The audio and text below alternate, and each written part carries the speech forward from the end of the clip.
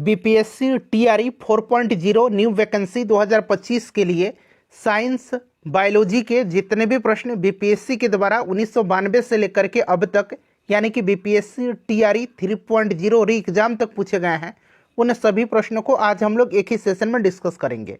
Hello friends, welcome to the success केंद्रा।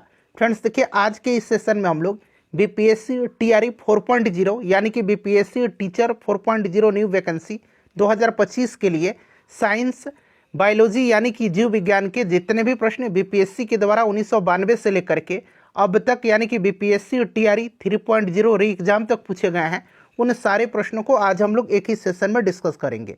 देखिए friends, BPSC teacher 4.0 new vacancy 2025 के लिए साइंस बायोलॉजी का महामैराथन सेशन है।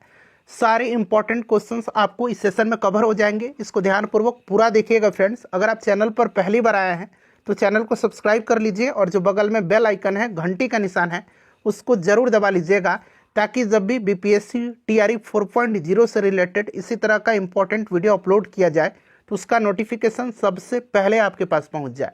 तो चलिए सेशन आज के स्टार्ट करते हैं फ्रेंड्स। एक बार सभी लोग प्लीज़ पहले सेशन को लाइक कर दीजिए और जब इसको कंप्लीट देख लीजिएगा तो कम से कम एक ग्रुप में इसको जरूर शेयर कर दीजिएगा।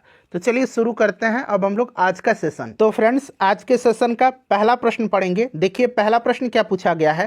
पहला प्रश्न पूछा गया है कि निम्नलिखित में से कौन सा एक वानस्पतिक हार्मोन है, यानी कि निम्नलिखित में से कौन सा एक पादप हार्मोन है।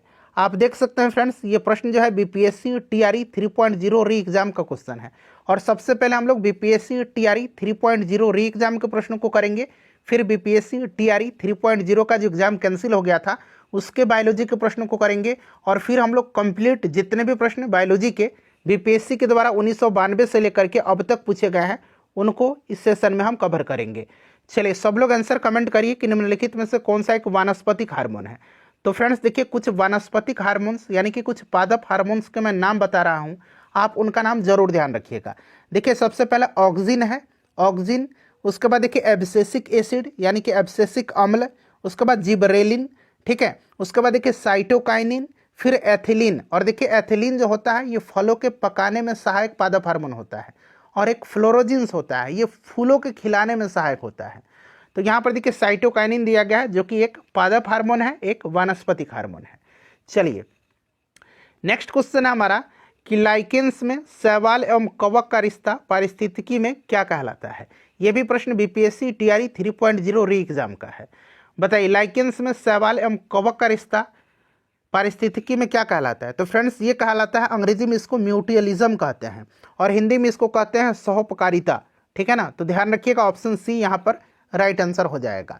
इसी प्रकार से फ्रेंड्स मैंने आपको मॉडर्न हिस्ट्री के जितने भी प्रश्न बीपीएससी के द्वारा 1992 से अब तक पूछे गए हैं उनको मैंने कवर कराया हुआ है। बिहार स्पेशल का मैंने कराया हुआ है, अगर आपने नहीं देखा है तो देखिएगा। ढेर सारे वीडियोस हिस्ट्री के, मॉडर्न हिस्ट्री के, इंडियन नेशनल मूवमेंट के, बीपीएससी टीआरई 4.0 के लिए ढेर सारे जो है वीडियोस मैंने आपको कराए हुए हैं, जरूर देखिएगा, मैंने प्लेलिस्ट बना दिया है।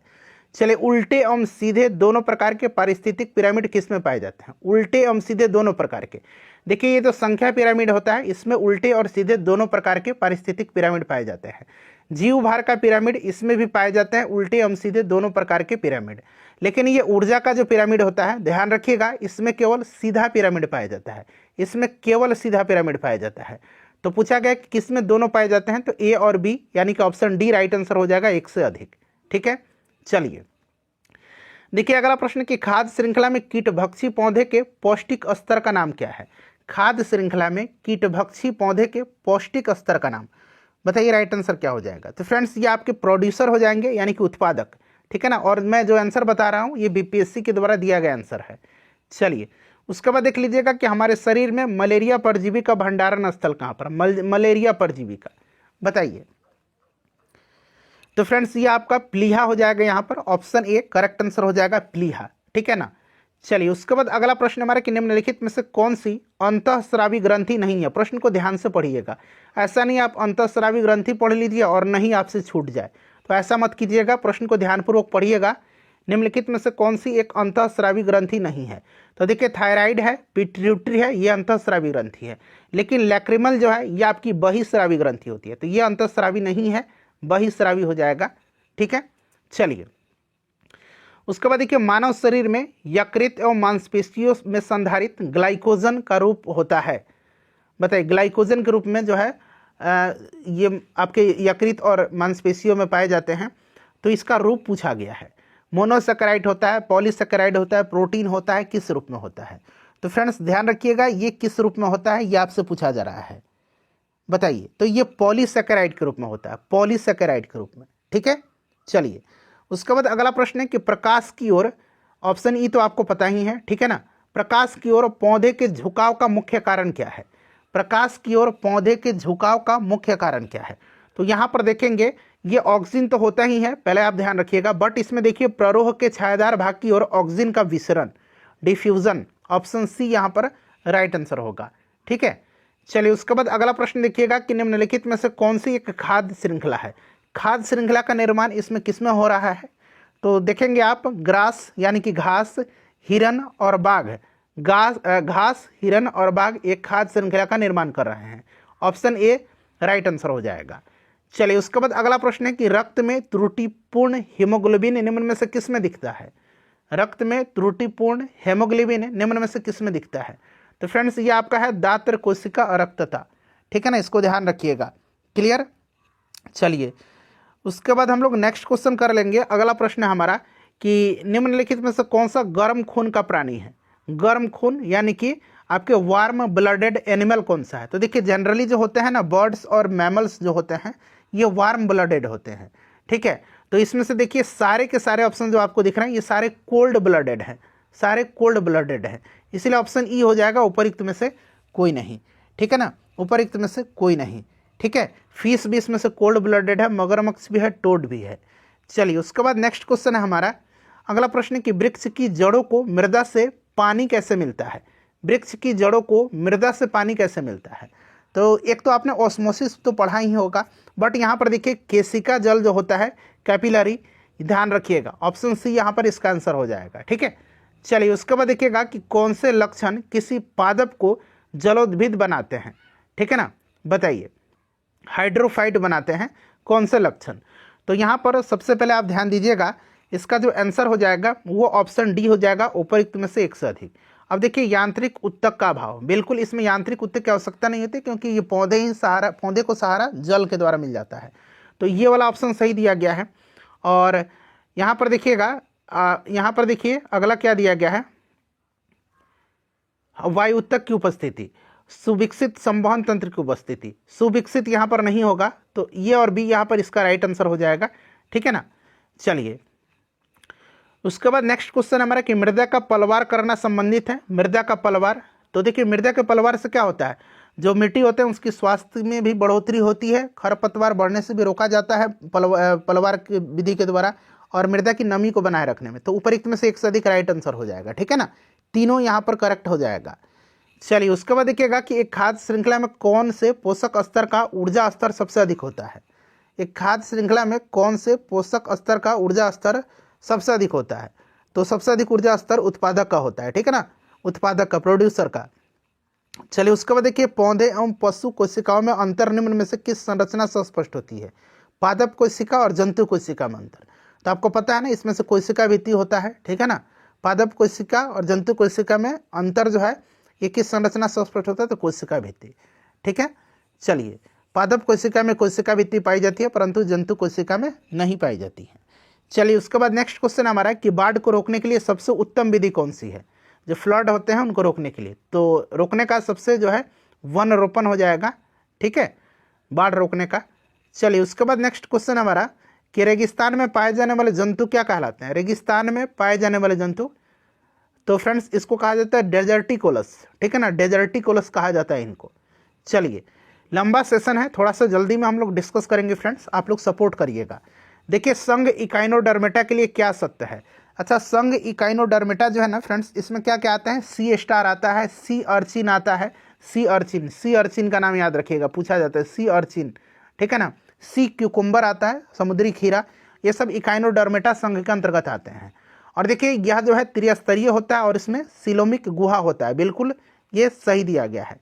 ठीक है, और ये विशेष रूप से मुक्तजीवी समुद्री जंतु है और इसमें विशेष जल संवहन नाल तंत्र होता है। तो एक से अधिक यहाँ पर राइट आंसर हो जाएगा इसका। ठीक है, चलिए देखिएगा कि निम्न में शरीर का कौन सा अंग शरीर के संतुलन को नियंत्रित करता है। शरीर का कौन सा अंग शरीर के संतुलन को नियंत्रित करता है? तो इसका आंसर यहाँ पर कान है, और सेरिबेलम भी जो है ना शरीर को नियंत्रित करता है। तो इसका आंसर एक से अधिक होना चाहिए, बट बीपीएससी ने शायद कान ही आंसर दिया हुआ है, लेकिन सेरिबेलम भी करता है और कान भी तो करता है। चलिए उसके बाद देखिए, मानव शरीर द्वारा पाचन में सहायता के लिए प्रयोग किया जाने वाला अम्ल कौन सा है? मानव शरीर में पाचन में सहायता के लिए तो आपको पता है HCl होता है, हाइड्रोक्लोरिक अम्ल होता है, तो ऑप्शन डी राइट आंसर है। यह प्रश्न बीपीएससी का जो 70वीं बीपीएससी हुआ था उसमें भी पूछा गया था। चलिए उसके बाद देखिए, प्रकाश संश्लेषण निम्न में से तेज होता है किस रंग के प्रकाश में? किस रंग के प्रकाश में प्रकाश संश्लेषण की क्रिया सबसे तेज होता है? तो आपको भी पता है रेड लाइट में, ठीक है ना, लाल प्रकाश में। चलिए अगला प्रश्न है हमारा कि मायोपिया बीमारी निम्न में से संबंधित होती है। बीपीएससी हेड टीचर का क्वेश्चन है। मायोपिया आंख से संबंधित बीमारी है, मायोपिया, हाइपरमेट्रोपिया, ठीक है। चलिए देखिए, मूली किसका रूपांतरण है? मूली, तो मूली जो है ये आपका जड़ है, ठीक है ना। मूली क्या है? मूली जड़ है, ठीक है। चलिए उसके बाद देखिएगा कि मानव तंत्र में पाचक एंजाइम किसके द्वारा निर्मित नहीं होता है? नहीं पूछा गया है, मानव तंत्र में पाचक एंजाइम किसके द्वारा निर्मित नहीं होता है। बिल्कुल देखिएगा, इसमें से किसके द्वारा नहीं होता है बताइए, राइट आंसर इसका क्या होगा? तो यहां पर लीवर के द्वारा नहीं होगा, ठीक है ना, लीवर के द्वारा नहीं होगा, ठीक है। बाकी देखिए, लार ग्रंथि, पेट, अग्नाशय इनके द्वारा होता है, ठीक है, लीवर के द्वारा नहीं होता है। चलिए अगला प्रश्न कर लेंगे अब हम लोग। नेक्स्ट क्वेश्चन है कि पानी में फ्लोराइड प्रदूषण मुख्यतः प्रभावित करता है। पानी में जो फ्लोराइड प्रदूषण है यह मुख्यतः हमारे बोन्स को प्रभावित करता है, बोन्स को और टीथ को, यानी कि दांत और हड्डियों को। तो यहाँ पर देखिए दांत दिया गया है, ठीक है। चलिए उसके बाद देखिएगा कि निम्न में से कौन सा पौधे में मौजूद होता है लेकिन जानवरों में नहीं होता है? जानवर में नहीं होगा, बट ये पादप में यानी कि पौधे में मौजूद, तो ये सेलुलोज है, ठीक है। चलिए अगला प्रश्न है हमारा कि रतौंधी किस विटामिन की कमी से होता है? तो आपको भी पता है रतौंधी विटामिन ए की कमी से होता है। विटामिन ए का रासायनिक नाम रेटिनॉल होता है, ठीक है। और विटामिन ए की कमी से एक और बीमारी होता है जिसको कि जीरोप्लैथेलमिया कहा जाता है। चलिए देखिए अगला प्रश्न है कि सैरोलॉजी जो है निम्न में से किसका अध्ययन है? तो सैरोलॉजी अध्ययन है, ये आपका छिपकलियों का अध्ययन सैरोलॉजी कहलाता है। चलिए ये आपका पूरा हो गया, जो आपका TRE 3.0 रे एग्जाम में पूछा गया था, वहाँ तक हेड टीचर तक पूछा गया, वहाँ भी मैंने आपको करा दिया। चलिए अब TRE 3.0 का जो एग्जाम कैंसिल हो गया था उसके प्रश्नों को अब हम लोग कर लेते हैं। रक्त में कौन सा तरल माध्यम होता है? यहाँ पर देखिए ऑप्शन ए, बी, सी और ऑप्शन डी जो है उपरिक्त में से एक से अधिक होता है, और ऑप्शन ई उपरिक्त में से कोई नहीं। ये दो ऑप्शन आपको पता है। थोड़ा सा मैं जूम करता हूँ ताकि प्रश्न और भी आपको स्पष्ट रूप से दिखाई दे। तो आप देख सकते हैं ये इसी बार TRE 3.0 2024 में जो है प्रश्न पूछा गया है कि रक्त में कौन सा तरल माध्यम होता है। सब लोग आंसर कमेंट करेंगे। देखिए इसका राइट आंसर जो होगा फ्रेंड्स, ये आपका प्लाज्मा होता है। रक्त में कौन सा तरल माध्यम होता है? तो फ्रेंड्स प्लाज्मा होता है, ठीक है ना। प्लाज्मा जो है, प्लाज्मा रक्त, प्लाज्मा रक्त का पीला तरल घटक होता है। पीला तरल घटक होता है जो रक्त कोशिकाओं, प्रोटीन और रक्त के अन्य घटकों को निलंबित करता है, ठीक है ना। काफ़ी इंपॉर्टेंट है फ्रेंड्स, इसको ध्यान रखिएगा। चलिए नेक्स्ट क्वेश्चन कर लेंगे। अगला प्रश्न है, देखिए नेक्स्ट क्वेश्चन है कि पाचन के बाद प्रोटीन किस में परिवर्तित होते हैं? पाचन के बाद प्रोटीन जो है यह किस में परिवर्तित होता है? कि पाचन के बाद जो है प्रोटीन किस में परिवर्तित होता है?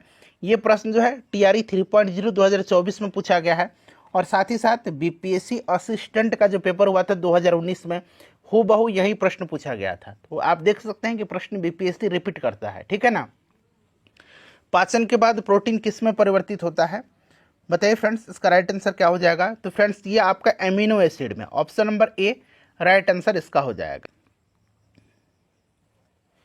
देखिए इकोसिस्टम में बैक्टीरिया किस रूप में क्रियाशील होते हैं? चलिए बताएंगे, इसका राइट आंसर क्या हो जाएगा? इकोसिस्टम में बैक्टीरिया जो होते हैं ये किस रूप में क्रियाशील होते हैं बताइए। तो देखिए इकोसिस्टम में बैक्टीरिया जो होते हैं ना, ये होते हैं किस रूप में? तो ये आपके किस रूप में क्रियाशील होते हैं बताइए, राइट आंसर इसका क्या हो जाएगा? तो फ्रेंड्स ये अपघटक के रूप में, डिकम्पोजर के रूप में जो है ये क्रियाशील होते हैं। और साथ ही साथ यहाँ पर देखेंगे कि ये सूक्ष्म उपभोक्ता के रूप में भी, सूक्ष्म उपभोक्ता, यहाँ पर देखिए द्वितीय उपभोक्ता नहीं होगा, सूक्ष्म उपभोक्ता अगर ऑप्शन में रहेगा तो यहाँ पर याद रखेंगे कि जो इकोसिस्टम में बैक्टीरिया है ये अपघटक के रूप में और सूक्ष्म उपभोक्ता के रूप में क्रियाशील होते हैं। ठीक है ना, तो यहाँ पर देखिए अपघटक दिया गया है। चलिए देख सकते हैं, यह टीआरई 3.0 में ही प्रश्न पूछा गया है। देखिए डीएनए का कौन सा भाग प्रोटीन की सूचना देता है? डीएनए का कौन सा भाग जो है ये प्रोटीन की सूचना देता है? देखिए प्रोटीन बनाने के लिए आवश्यक जानकारी जीव के डीएनए में संग्रहित होती है और प्रत्येक प्रोटीन के लिए डीएनए में एक अद्वितीय भाग को जीन कोड कहा जाता है। ठीक है ना, और जीन डीएनए का एक टुकड़ा है जो एक एकल प्रोटीन बनाने के लिए आवश्यक होता है। तो यहाँ पर देखिए डीएनए का कौन सा भाग प्रोटीन की सूचना देगा? तो जीन यहाँ पर इसका राइट आंसर हो जाएगा। ठीक है ना, जीन करेक्ट आंसर हो जाएगा। चलिए उसके बाद नेक्स्ट क्वेश्चन कर लेंगे। अगला प्रश्न है कि यदि कोई बीमारी नॉन ह्यूमन प्राणी से किसी मनुष्य में पहुंचती है, नॉन ह्यूमन से किसी ह्यूमन में पहुंचती है, तो इसे क्या कहते हैं? यदि कोई बीमारी नॉन ह्यूमन प्राणी से किसी मनुष्य में पहुंचती है तो इसे क्या कहते हैं? बताइए, सब लोग इसका आंसर कमेंट करिए। तो फ्रेंड्स देखिए क्या कहा जाता है इसको, जब कोई बीमारी नॉन ह्यूमन प्राणी से किसी मनुष्य में पहुंचती है तो इसको कहा जाता है पशुजन्य बीमारी। क्या कहा जाता है इसको? इसको पशुजन्य बीमारी कहा जाता है। चलिए उसके बाद देखिएगा कि निम्नलिखित में से कौन सा अजीवीय कारक नहीं है? अजीवीय कारक एक जीवीय यानी कि जैविक कारक होता है। ठीक है ना, एक इसको हम लोग जैविक भी बोल सकते हैं, जीवीय कारक को बायोटिक कहिए, ये नॉन बायोटिक है, अजीवीय कारक है। तो अजीवीय कारक में देखिए आर्द्रता, उनतास, नमी ये सब आते हैं। और यहाँ पर देखिए जंतु जो है ना ये जीवीय कारक में आता है, जैविक में आता है, इसलिए नहीं पूछा गया है। तो ऑप्शन नंबर यहाँ पर सी राइट आंसर होगा। ठीक है ना, टीआरई 3.0 2024 में यह प्रश्न पूछा गया है। बीपीएससी टीचर एग्जाम 2024 के लिए हम लोग बायोलॉजी के यानी कि साइंस के इंपॉर्टेंट क्वेश्चंस को फ्रेंड्स कवर कर रहे हैं। ठीक है ना, चलिए उसके बाद देखिएगा कि वायु प्रदूषण का प्रभाव प्रायः, अब यहाँ पर देखिए शब्द लगा हुआ है प्रायः, ध्यान रखिएगा, वायु प्रदूषण का प्रभाव प्रायः निम्नलिखित में से किस पर पाया जाता है? यानी कि पौधे के किस भाग पर प्रायः पाया जाता है? तो आपको पता है कि प्रदूषक जो होते हैं ये ज़्यादातर पौधे के द्वारा उनकी पत्तियों के माध्यम से अवशोषित किए जाते हैं। ठीक है ना, प्रदूषक ज़्यादातर पौधों द्वारा उनकी पत्तियों के माध्यम से अवशोषित किए जाते हैं।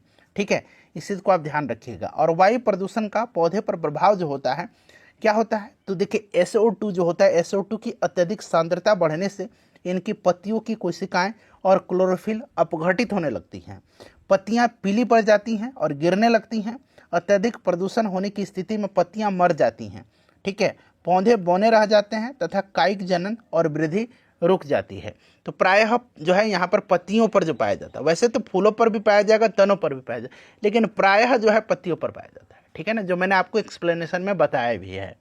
चलिए, निम्नलिखित में से किस प्रकार के प्रदूषण से पीलिया रोग फैल सकता है? पीलिया रोग फैलता है। तो पीलिया रोग जो होता है ना फ्रेंड्स, ये होता है किसके द्वारा? ये आपसे पूछा गया है। तो पीलिया रोग प्राय जो होता है आपका जल के द्वारा, दूषित जल के सेवन से होता है और पीलिया रोग में आपका लीवर प्रभावित होता है।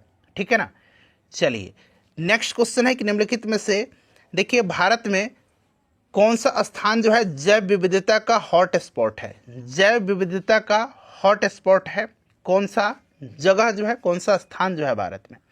तो देखिए भारत में जो है ये जो पश्चिमी घाट है, वेस्टर्न घाट है, इसको जो है जैव विविधता का हॉट स्पॉट कहा जाता है। तो यहाँ पर देखिए पश्चिमी घाट राइट आंसर हो जाएगा। चलिए फ्रेंड्स, सेशन पसंद आ रहा है तो प्लीज़ एक बार लाइक कर दीजिए। देखिए हेपेटाइटिस ए किस प्रकार की बीमारी है? होगा, देखिए हेपेटाइटिस ए जो होता है ये विषाणु से होने वाली बीमारी है। ये आपको पता है ना, वायरस से होने वाली बीमारी है। क्लियर, वायरस से होने वाली बीमारी है, इस चीज़ को आप ध्यान रखिएगा। है तो भोजन संदूषण से तो होता ही है, जल उत्पन्न बीमारी भी है, क्योंकि दूषित भोजन, अभी मैंने आपको बताया दूषित भोजन या दूषित पानी पीने से होता है। ठीक है ना, चलिए उसके बाद नेक्स्ट क्वेश्चन है कि कृत्रिम जीन पैदा किया गया था। कृत्रिम जीन पैदा किया गया था तो ये किसके द्वारा किया गया था? सब लोग आंसर कमेंट करिएगा। तो यहाँ तक जो है टीआरई 3 में ये प्रश्न सारे पूछे गए हैं जो मैंने आपको कराया हुआ है। तो देखिए ये आपके हरगोविंद खुराना है। हरगोविंद खुराना को कृत्रिम जीन के निर्माण का श्रेय भी दिया जाता है। और देखिए 1968 में इन्होंने जो है चिकित्सा का नोबेल पुरस्कार भी प्राप्त किया था, ये भी आप ध्यान रखेंगे। चलिए अब हम लोग यहाँ पर बीपीएससी के द्वारा जितने भी प्रश्न पूछे गए हैं अब तक उनको हम लोग कवर करेगा कि पुस्तक दी ओरिजिन ऑफ स्पीसीज किसने लिखी है। The origin of species book जो है, पुस्तक जो है, ये चार्ल्स डार्विन के द्वारा लिखी गई है। चार्ल्स डार्विन इंग्लैंड के जैव विकासविद थे और इनके द्वारा प्रस्तुत विकासवाद को डार्विनवाद या प्राकृतिक वर्णवाद, अंग्रेजी में इसको थ्योरी ऑफ नेचुरल सिलेक्शन कहते हैं। तो राइट आंसर यहाँ पर ऑप्शन डी हो जाएगा, डार्विन। चलिए दूसरा प्रश्न पढ़ेंगे। दूसरा प्रश्न है कि मानव तंत्र में इंसुलिन किसका चयापचय यानी कि मेटाबॉलिज्म नियंत्रित करता है। चलिए बताइए इसका राइट आंसर क्या होगा। मानव तंत्र में इंसुलिन किसका चयापचय यानी कि मेटाबॉलिज्म नियंत्रित करता है। देखिए इंसुलिन का उत्पादन कहाँ से होता है, तो इंसुलिन का उत्पादन अग्नाशय ग्रंथि से होता है, ठीक है ना। और यह हार्मोन भी है इंसुलिन और एक तरह का प्रोटीन भी है जो ग्लूकोज समस्थापन के नियमन में मुख्य भूमिका निभाता है। इंसुलिन लक्ष्य कोशिकाओं में ग्लूकोज से ग्लाइकोजन बनने की क्रिया को प्रेरित करता है। तो ग्लूकोज कार्बोहाइड्रेट का एक स्वरूप ही है, इसीलिए यहाँ पर option number B right answer हो जाएगा। इंसुलिन किसका चयापचय नियंत्रित करता है मानव तंत्र में, तो कार्बोहाइड्रेट का। चलिए फ्रेंड्स नेक्स्ट क्वेश्चन हमारा तीसरा प्रश्न कि निम्नलिखित में से एंटीबायोटिक इसमें से कौन सा है। इसमें से एंटीबायोटिक कौन सा है बताइए। देखिए फ्रेंड्स इसमें से जो है एंटीबायोटिक कौन सा है, तो देखिए पेनिसिलिन है और सल्फाडाइजिन है, ये दोनों एंटीबायोटिक हैं। और देखिए एंटीबायोटिक का उपयोग बैक्टीरिया जनित रोगों के उपचार के लिए किया जाता है। तो यहाँ पर देखिए ऑप्शन नंबर यहाँ पर ई राइट आंसर हो जाएगा, उपरोक्त में से एक से अधिक, ठीक है ना।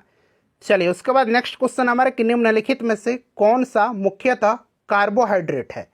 इसमें से मुख्यतः जो है कौन सा मुख्यतः कार्बोहाइड्रेट है।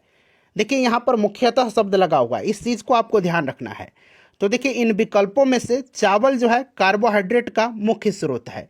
कार्बोहाइड्रेट का मुख्य स्रोत इसमें से चावल होगा, यहाँ पर मुख्यतः शब्द लगा हुआ है, इसीलिए यहाँ पर चावल राइट आंसर होगा इसका, ठीक है ना।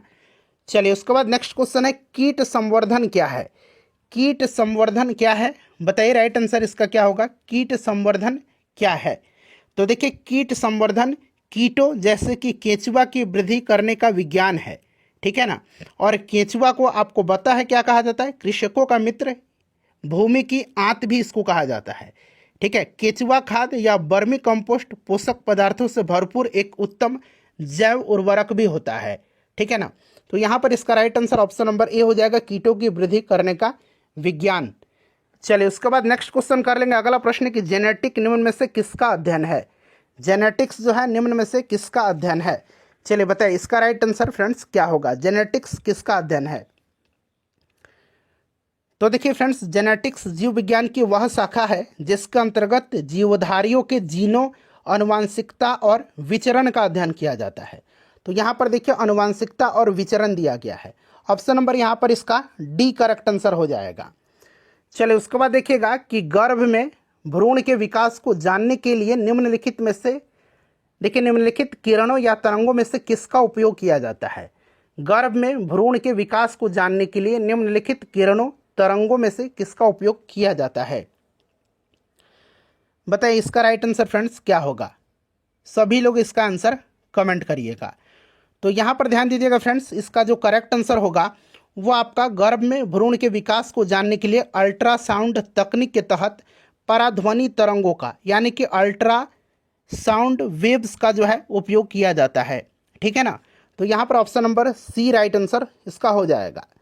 नेक्स्ट क्वेश्चन है और सेशन पसंद आ रहा है तो प्लीज़ इसको लाइक करिए, आपकी एग्जाम तक कंटिन्यू ये सेशन चलेगा इसी तरह से।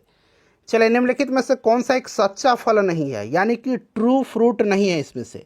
देखिए जब फल के निर्माण में अंडाशय के अलावा यानी कि ओवरी के अलावा कुछ अन्य भाग भी शामिल होते हैं तो ऐसे फल को फॉल्स फ्रूट यानी कि असत्य फल कहते हैं। जैसे कि उदाहरण के लिए सेब, काजू, नाशपाती, ये सब असत्य फल हैं। तो इसमें से कौन सा सच्चा फल नहीं है, तो सच्चा फल इसमें से आपका सेब ही तो सच्चा फल नहीं है क्योंकि सेब असत्य फल है, ट्रू फॉल्स फ्रूट है, ठीक है ना। ये असत्य फल है, सच्चा फल नहीं है। चलिए उसके बाद देखिएगा कि पाइन, फर, स्प्रूस, सेडार, लार्च और साइप्रस आदि मशहूर लकड़ी उत्पादक पौधे में से बहुत से भारत के पहाड़ी क्षेत्रों में भी पाए जाते हैं। ये सभी क्या कहलाते हैं बताइए इसका राइट आंसर क्या होगा। तो देखिए ये सभी क्या कहलाते हैं फ्रेंड्स, देखिए पाइन, फर, स्प्रूस, सेडार, लार्च और साइप्रस, ये सभी जो हैं ये पर्वतीय वन के अंतर्गत पाए जाने वाले कोणधारी वृक्ष हैं और ये सभी जिम्नोस्पर्म कहलाते हैं, यानी कि अनावृत बीजी ये कहलाते हैं, अनावृत बीजी कहलाते हैं, अनावृत बीजी, ठीक है ना। Option number B right answer हो जाएगा। और यहाँ पर देखिए आवर्त बीजी है, अंग्रेजी में इसको हम लोग एंजियोस्पर्म बोलेंगे। ये क्या होते हैं, तो जिन पौधे के बीज फलों के अंदर ढके होते हैं उनको हम लोग एंजियोस्पर्म यानी कि आवृत बीजी बोलते हैं, ठीक है। चलिए उसके बाद नेक्स्ट क्वेश्चन देखिएगा कि लवंग एक मसाला है, पौधे के किस भाग से यह प्राप्त होता है। लवंग जो है यह पौधे के किस भाग से प्राप्त होता है। तो देखिए लवंग जो है यह बंद कलियां या पुष्प कलिका हैं, ठीक है ना, इस चीज़ को आप ध्यान रखिएगा फ्रेंड्स। तो यहाँ पर देखिए पुष्प की कली, ठीक है। चलिए उसके बाद देखिए सेम क्वेश्चन है, फिर से देखिए ये अलग पूछा गया, बीपीएससी के द्वारा प्रश्न रिपीट होता है। लौंग पौधे के निम्नलिखित में से किस भाग से प्राप्त होता है। तो अभी मैंने बताया था आपको, क्या मैंने बताया था, पुष्पकलिका। तो यहाँ पर देखिए शुष्क पुष्पकली दिया गया है, option number D right answer इसका होगा। देखिए अदरक तना है जड़ नहीं, क्योंकि ये प्रश्न 2-3 बार बीपीएससी ने पूछ लिया। तो देखिए यहाँ पर कि अदरक तना है जड़ नहीं, क्योंकि इसमें नोड और इंटरनोड पाए जाते हैं। नोड्स और इंटरनोड्स का उपस्थिति होना तने का विशेष लक्षण होता है। चूँकि अदरक में ये संरचनाएं पाई जाती हैं, अतः यह कहा जा सकता है कि अदरक क्या है, एक तना है, जड़ नहीं है, ठीक है ना। तो क्योंकि इसमें नोड और इंटरनोड होते हैं। चलो उसके बाद देखिएगा कि परागन की सुपरिभाषा है, परागन की सुपरिभाषा है, बताइए। परागन में पुष्प के पराग केसर के परागकण स्थानांतरित होकर के पुष्प के स्त्री केसर तक पहुंचते हैं और इसी क्रिया को परागन कहते हैं, ठीक है ना। तो यहाँ पर देखिएगा परागकण का पराग केसर से क्लोम छिद्र तक यानी कि स्त्री केसर तक स्थानांतरित होने की क्रिया। चलिए उसके बाद देखिएगा कि पादप कली है, पादप कली है तो वनस्पति विज्ञान में किसी अविकसित प्ररोह, ठीक है ना, अविकसित प्ररोह याद रखिएगा, अविकसित प्ररोह यानी कि अंग्रेजी में इसको क्या बोलेंगे, एम्ब्रियोनिक सूट, ठीक है ना, एम्ब्रियोनिक सूट याद रखिएगा, एम्ब्रियोनिक सूट, क्लियर ना। तो आपका एम्ब्रियोनिक सूट को कली या कलिका कहते हैं और यह किसी पत्ती के जो कक्ष है, एक्सिल है, उस पर या तने के अंतिम छोर पर उत्पन्न होती है। तो यहाँ पर option number A right answer इसका हो जाएगा, ठीक है फ्रेंड्स। चलिए आगे बढ़ेंगे। देखिए पौधे जो नमक युक्त मिट्टी में उगते हैं क्या कहलाते हैं, नमक युक्त मिट्टी में, बताइए राइट आंसर इसका क्या होगा। तो फ्रेंड्स नमक युक्त मिट्टी में जो पौधे उगते हैं उनको हम लोग हेलोफाइट बोलते हैं और ये जो जीरोफाइट है, जीरोफाइट प्लांट्स, ये पाए जाते हैं डेजर्ट एरिया में, ठीक है। चलिए देखिए लवणता युक्त वातावरण प्रेमी पौधों को क्या कहते हैं, लवणता युक्त, राइट आंसर इसका क्या होगा। फ्रेंड्स इनको कहा जाता है लवण मृदुभिद कहा जाता है। यहाँ पर देखिए option number D right answer हो जाएगा। देखिए उसके बाद नेक्स्ट क्वेश्चन है ईईजी यानी कि इलेक्ट्रोएंसेफेलोग्राम और एक होता है ईसीजी। एक क्या है, ईसीजी है, एक ईसीजी है। ईसीजी को हम लोग क्या बोलते हैं, ईसीजी को बोलते हैं इलेक्ट्रोकार्डियोग्राम और ये आपका ईईजी है। निम्न में से किसकी निगरानी के लिए उपयोग होता है, ईईजी है जो है तो मस्तिष्क के लिए, ठीक है ना, मस्तिष्क की विद्युतीय गतिविधि को मापने वाला यह यंत्र है। तो यहाँ पर देखिए मस्तिष्क राइट आंसर हो जाएगा और ईसी जो है ये आपका हृदय हो जाएगा। चलिए उसके बाद देखिएगा कि मांसपेशियों में दर्द के उपचार में उपयोग किया जाने वाला विकिरण कौन सा है, मांसपेशियों में दर्द के उपचार में उपयोग किया जाने वाला विकिरण कौन सा है। तो फ्रेंड्स यह विकिरण कौन सा है, तो यह विकिरण है आपका इंफ्रारेड, इंफ्रारेड रेडिएशन है, इंफ्रारेड है, ठीक है ना। इस चीज़ को आप याद रखिएगा। हिंदी में इसको हम लोग बोलेंगे अवरक्त, ठीक है ना, अवरक्त बोलेंगे। और देखिए फ्रेंड्स अगर हम बात करते हैं तो इसकी खोज का श्रेय इंफ्रारेड का किसको दिया जाता है, तो हर्शल को दिया जाता है, ठीक है ना। इस चीज़ को आप ध्यान रखिएगा, विलियम हर्शल को दिया जाता है। तो यहाँ पर देखिए आपका इंफ्रारेड हो जाएगा, option number A correct answer इसका हो जाएगा। चलिए उसके बाद देखिएगा कि जीवों में अत्यधिक विविधता का कारण क्या है, जीवों में अत्यधिक विविधता का कारण जो है ये क्या है। तो जीवों में अत्यधिक विविधता का कारण जो है ये आपका उत्परिवर्तन है, उत्परिवर्तन होता है। तो यहाँ पर option number C correct answer हो जाएगा। देखिए मेंडल के आनुवंशिकता का सिद्धांत किस पर आधारित है, बताइए। तो देखिए मेंडल का जो आनुवंशिकता का सिद्धांत है यह किस पर आधारित है? तो फ्रेंड्स यह लैंगिक जनन पर आधारित है। लैंगिक जनन यहाँ पर राइट आंसर हो जाएगा। आनुवंशिकता का जनक किसको कहा जाता है? ग्रेगर जॉन मेंडल को कहा जाता है। इसे भी आप ध्यान रखिएगा। देखिए डीएनए की खोज किसने किया था? डीएनए की खोज किसने किया था? बताइए राइट आंसर इसका क्या हो जाएगा?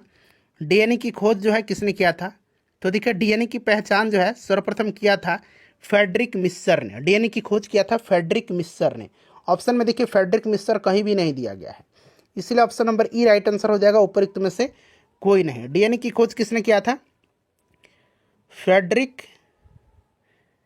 मिस्सर ने किया था। ठीक है ना फ्रेंड्स, इस चीज़ को आप ध्यान रखिएगा। देखिए जेम्स वाटसन और फ्रांसिस क्रिक आप लोग बोलेंगे, तो देखिए इन्होंने जो है क्या किया था? तो इन्होंने डीएनए का कुंडलीकार विन्यास प्रस्तुत किया था। खोज किया था फ्रेडरिक मिस्सर ने। तो ऑप्शन ई राइट आंसर होगा। उपरोक्त में से कोई नहीं। चलो उसके बाद देखिएगा कि जीव कोशिकाओं में आनुवांशिक लक्षणों के नियंत्रण में निम्नलिखित में से कौन सा उत्तरदायी है? जीव कोशिकाओं में आनुवांशिक लक्षणों के नियंत्रण में निम्नलिखित में से कौन सा उत्तरदायी है? तो देखिए ये जो उत्तरदायी है फ्रेंड्स, ये आपका डीएनए होता है। क्या होता है? डीएनए होता है। ठीक है ना। चलिए उसके बाद देखिए एक पीढ़ी से दूसरी पीढ़ी में वंशागति के अध्ययन को कहते हैं। एक पीढ़ी से दूसरी पीढ़ी में वंशागति के अध्ययन को क्या कहते हैं? बताइए। तो फ्रेंड्स इसको कहा जाता है अनुवांशिकी। इसको अनुवांशिकी कहा जाता है। अनुवांशिकी जीव विज्ञान की वह शाखा है जिसका अंतर्गत अनुवांशिकता एवं जीवों की विभिन्नताओं का अध्ययन किया जाता है। ठीक है ना, इस चीज़ को आप ध्यान रखिएगा। तो अनुवांशिकी राइट आंसर होगा। देखिए यकृत एवं मांसपेशियों में ऊर्जा जमा होती है। यकृत और मांसपेशियों में ऊर्जा जो है ये किसके रूप में जमा होती है? बताइए। तो फ्रेंड्स ये ग्लाइकोजन के रूप में जमा होती है। किसके रूप में? ग्लाइकोजन के रूप में ये जमा होते हैं। ठीक है। चलिए बहुत इंपॉर्टेंट क्वेश्चन है। निम्न में से कौन सा कोशिका घटक कोशिका में दाखिल होने वाले जीवाणुओं को नष्ट करता है? बताइए करेक्ट आंसर इसका क्या हो जाएगा? निम्न में से कौन सा कोशिका घटक कोशिका में दाखिल होने वाले जीवाणुओं को नष्ट करता है? तो फ्रेंड्स ये लाइजोजोम करता है। लाइजोजोम करता है। ठीक है ना। लाइजोजोम की खोज डी ड्यूबे ने किया था और यह झिल्ली से घिरी एक संरचना होती है जिसमें पाचक एंजाइम पाए जाते हैं और इसमें जीवाणु तथा विषाणु प्रवेश करते ही नष्ट हो जाते हैं। इसे आत्मघाती थैली भी कहा जाता है कोशिका का। ठीक है ना। कोशिका का क्या कहा जाता है? आत्महत्या की थैली भी इसको कहा जाता है। अच्छा, राइबोसोम को प्रोटीन फैक्ट्री कहा जाता है। माइटोकॉन्ड्रिया को कोशिका का पावर हाउस कहा जाता है।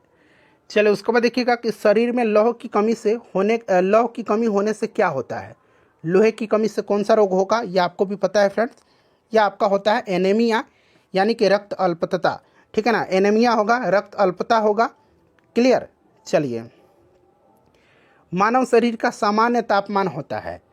मानव शरीर का सामान्य तापमान जो होता है, अगर हम आपका सेंटीग्रेड में बात करते हैं तो लगभग 37 डिग्री सेंटीग्रेड होता है और फ़ारेनहाइट पर 98.6 डिग्री फ़ारेनहाइट लगभग होगा। ठीक है। चलिए इनमें से कौन सी ग्रंथि को मानव शरीर की तीसरी आँख कहा जाता है? मानव शरीर की तीसरी आँख किसको कहा जाता है? तो फ्रेंड्स देखिए ये कहा जाता है पीनियल ग्लैंड को। पीनियल ग्रंथि को कहा जाता है मानव शरीर के मस्तिष्क में स्थित अत्यंत छोटी ग्रंथि है पीनियल ग्लैंड। ठीक है। और इसी को तीसरा आँख कहा जाता है। यह एक अंतःस्रावी ग्रंथि है। ठीक है ना, यानी कि इंडोक्राइन ग्लैंड है जो मस्तिष्क के केंद्र के निकट एपिथैलेमस में यह अवस्थित होती है। और इसके अन्य नाम भी हैं जैसे कि कोनेरियम और एपीफाइसिस भी इसको कहा जाता है। यह मेलाटोनिन नामक हार्मोन स्रावित करता है जो कि शरीर की जैविक घड़ी के विनियमन में मुख्य भूमिका निभाता है। क्लियर। और यह जो आपका पीनियल ग्लैंड है यह मानव शरीर की सबसे छोटी अंतःस्रावी ग्रंथि है। तो इतने सारे पॉइंट्स मैंने आपको बताया है। पिट्यूटरी को कहा जाता है मास्टर ग्रंथि। ठीक है ना, इसको भी मास्टर ग्रंथि के नाम से जाना जाता है। ये भी आप ध्यान रखिएगा। देखिए कंकाल के वे हिस्से जो हड्डियों की तरह सख्त नहीं होते हैं और मोड़े जा सकते हैं, वे क्या हैं? बताइए राइट आंसर इसका क्या हो जाएगा? इसका करेक्ट आंसर फ्रेंड्स क्या होगा? आंसर कमेंट करिए सभी लोग। तो फ्रेंड्स इनको हम लोग बोलेंगे उपास्थि। हिंदी में इसको हम क्या बोलते हैं? इसको हम लोग उपास्थि बोलते हैं। अंग्रेजी में इसको हम लोग कार्टिलेज बोलेंगे। ठीक है ना। चलिए अस्थि, उपास्थि और जो ब्लड होता है ये संयोजी उत्तक के उदाहरण होते हैं। क्लियर। उपास्थि संयोजी उत्तक है, कनेक्टिंग टिश्यू है, इसे भी आप ध्यान रखिएगा। देखिए लाइकेन में एक क्लोरोफिल युक्त पार्टनर एक साथ रहते हैं। बताइए क्या है? सही आंसर कमेंट करके बताइए। तो लाइकेन में एक क्लोरोफिल युक्त पार्टनर शैवाल और कवक जो होते हैं एक साथ रहते हैं, ठीक है ना, शैवाल और कवक रहते हैं। तो यहाँ पर देखिए शैवाल और कवक राइट आंसर हो जाएगा। देखिए मादा एनाफिलीज को मादा क्यूलेक्स से अलग किया जा सकता है क्योंकि यह बैठती है। बताइए, तो राइट आंसर यहाँ होगा अध अस्तर के साथ एक कोण पर, ठीक है ना। यहाँ पर राइट आंसर क्या हो जाएगा, option number B correct answer इसका होगा, ठीक है फ्रेंड्स, इसको आप ध्यान रखिएगा। चलिए उसके बाद हम लोग नेक्स्ट क्वेश्चन कर लेंगे। अगला प्रश्न है हमारा कि शरीर की जो प्रतिरोधक क्षमता से जुड़ा सबसे महत्वपूर्ण कोशिका प्रकार है वो कौन सा है। बताइए, शरीर की प्रतिरोधक क्षमता से जुड़ा सबसे महत्वपूर्ण कोशिका प्रकार कौन सा है। राइट आंसर इसका क्या होगा, तो फ्रेंड्स ये आपका लिम्फोसाइट होगा। लिम्फोसाइट शरीर की प्रतिरोधक क्षमता से जुड़ा सबसे महत्वपूर्ण कोशिका प्रकार है। लिम्फोसाइट अस्थि मज्जा में बनती है और रक्त एवं लसिका ऊतक में यह पाई जाती है। दो मुख्य प्रकार के लिम्फोसाइट होते हैं, एक लिम्फोसाइट बी होता है और एक लिम्फोसाइट टी होता है। लिम्फोसाइट बी और लिम्फोसाइट टी होता है, ठीक है, इस चीज़ को आप याद रखिएगा। लिम्फोसाइट बी एंटीबॉडी बनाता है और लिम्फोसाइट टी जो है यह ट्यूमर कोशिकाओं को मारने में मदद करता है। लिम्फोसाइट एक प्रकार का श्वेत रक्त कोशिका ही है, इसे भी आप ध्यान रखिएगा। चलिए उसके बाद देखिएगा कि मानव शरीर की मांसपेशियों के बारे में निम्नलिखित में से कौन सा कथन यहाँ पर गलत दिया गया है। कौन सा कथन यहाँ पर गलत दिया गया है, बताइए।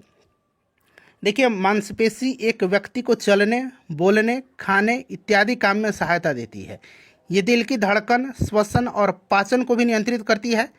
तापमान विनियमन और दृष्टि सहित कई अन्य कार्य भी पेशीय प्रणाली पर निर्भर करता है।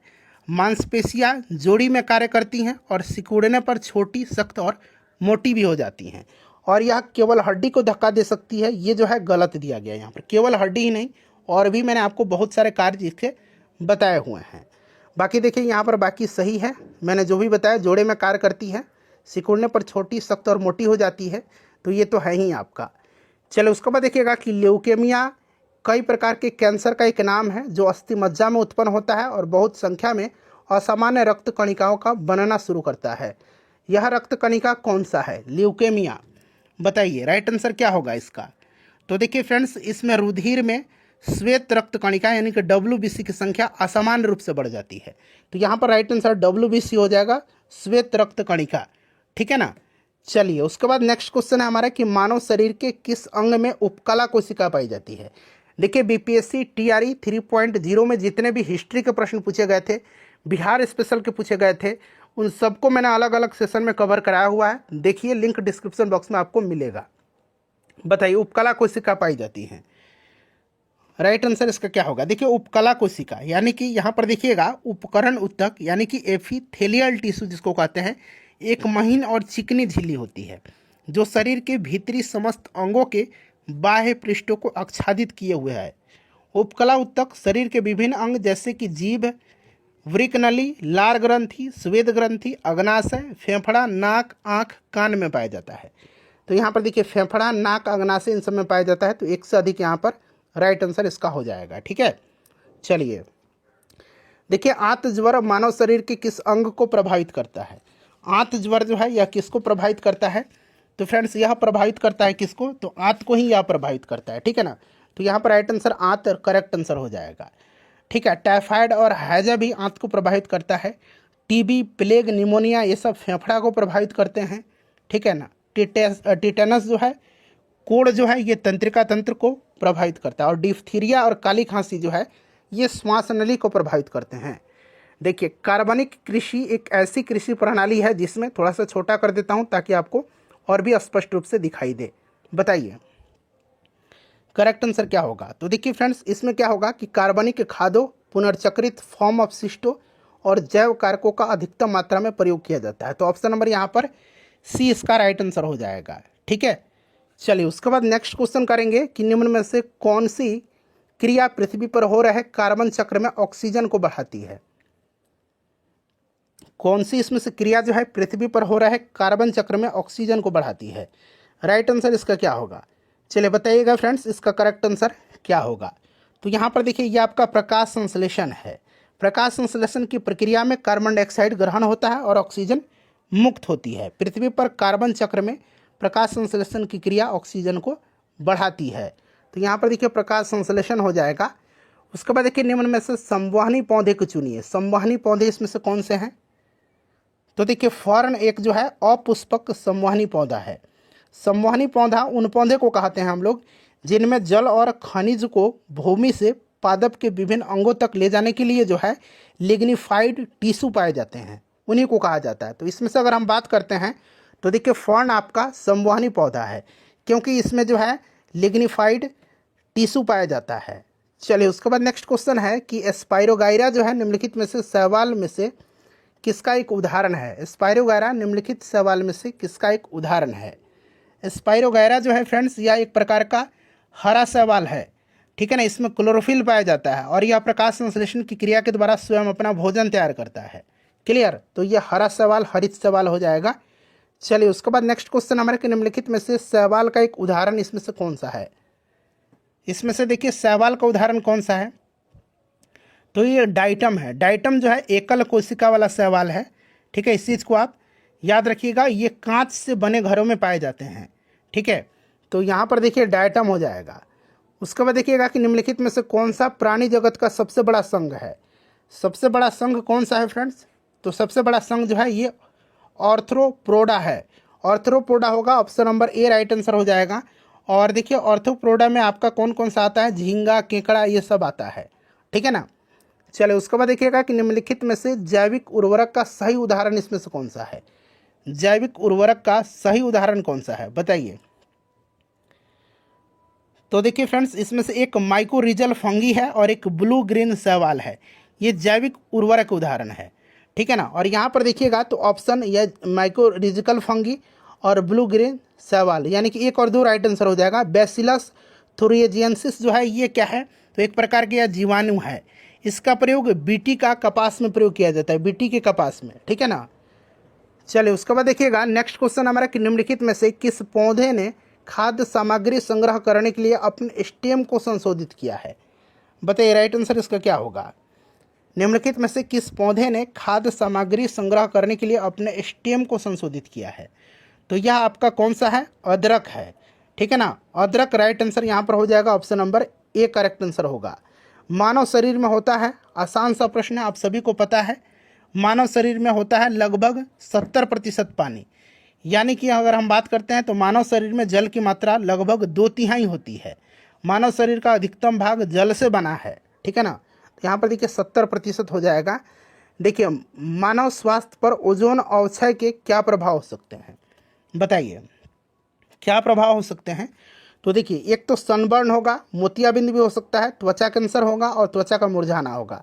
यानी कि सभी यहाँ पर राइट आंसर हो जाएगा, ठीक है ना। इस चीज़ को आप याद रखिएगा। ओजोन अपक्षय से सूर्य की हानिकारक पराबैंगनी किरणें सीधे जो है पृथ्वी से टकराती हैं, जिसके कारण कई प्रकार की समस्याएं होती हैं, जिनमें से ये सारी समस्याएं हैं। चलिए उसके बाद देखिएगा कि कुरकुमा लौंगा निम्नलिखित मसाले के किसका वैज्ञानिक नाम है? कुरकुमा लौंगा जो है ये किसका है फ्रेंड्स? ये हल्दी का है। यहाँ लौंगा देख के आप लौंग मत लगाइएगा, गलत होगा, हल्दी इसका राइट आंसर होगा, ठीक है ना। कुरकुमा लौंगा ये हल्दी का वैज्ञानिक नाम है। अच्छा यहाँ पर देखिए जीरा का वैज्ञानिक नाम अगर पूछा जाए तो जीरा का वैज्ञानिक नाम क्या होगा? क्यूमिनम, क्यूमिनम साइमिनम, ठीक है ना, क्यूमिनम साइमिनन होगा। लवंग का क्या होगा? तो लौंग का होगा, लौंग का क्या होगा? सीजिगियम एरोमेटिकम। लौंग का होगा सीजिगियम एरोमेटिकम, ठीक है ना। चलिए उसके बाद देखिएगा कि वयस्क मानव की हाथों और पैरों की हड्डियों की संख्या मानव की सभी हड्डियों की संख्या के लगभग कितना प्रतिशत होती है बताइए। सोच समझ करके आंसर दीजिए। इसका करेक्ट आंसर इसका क्या होगा?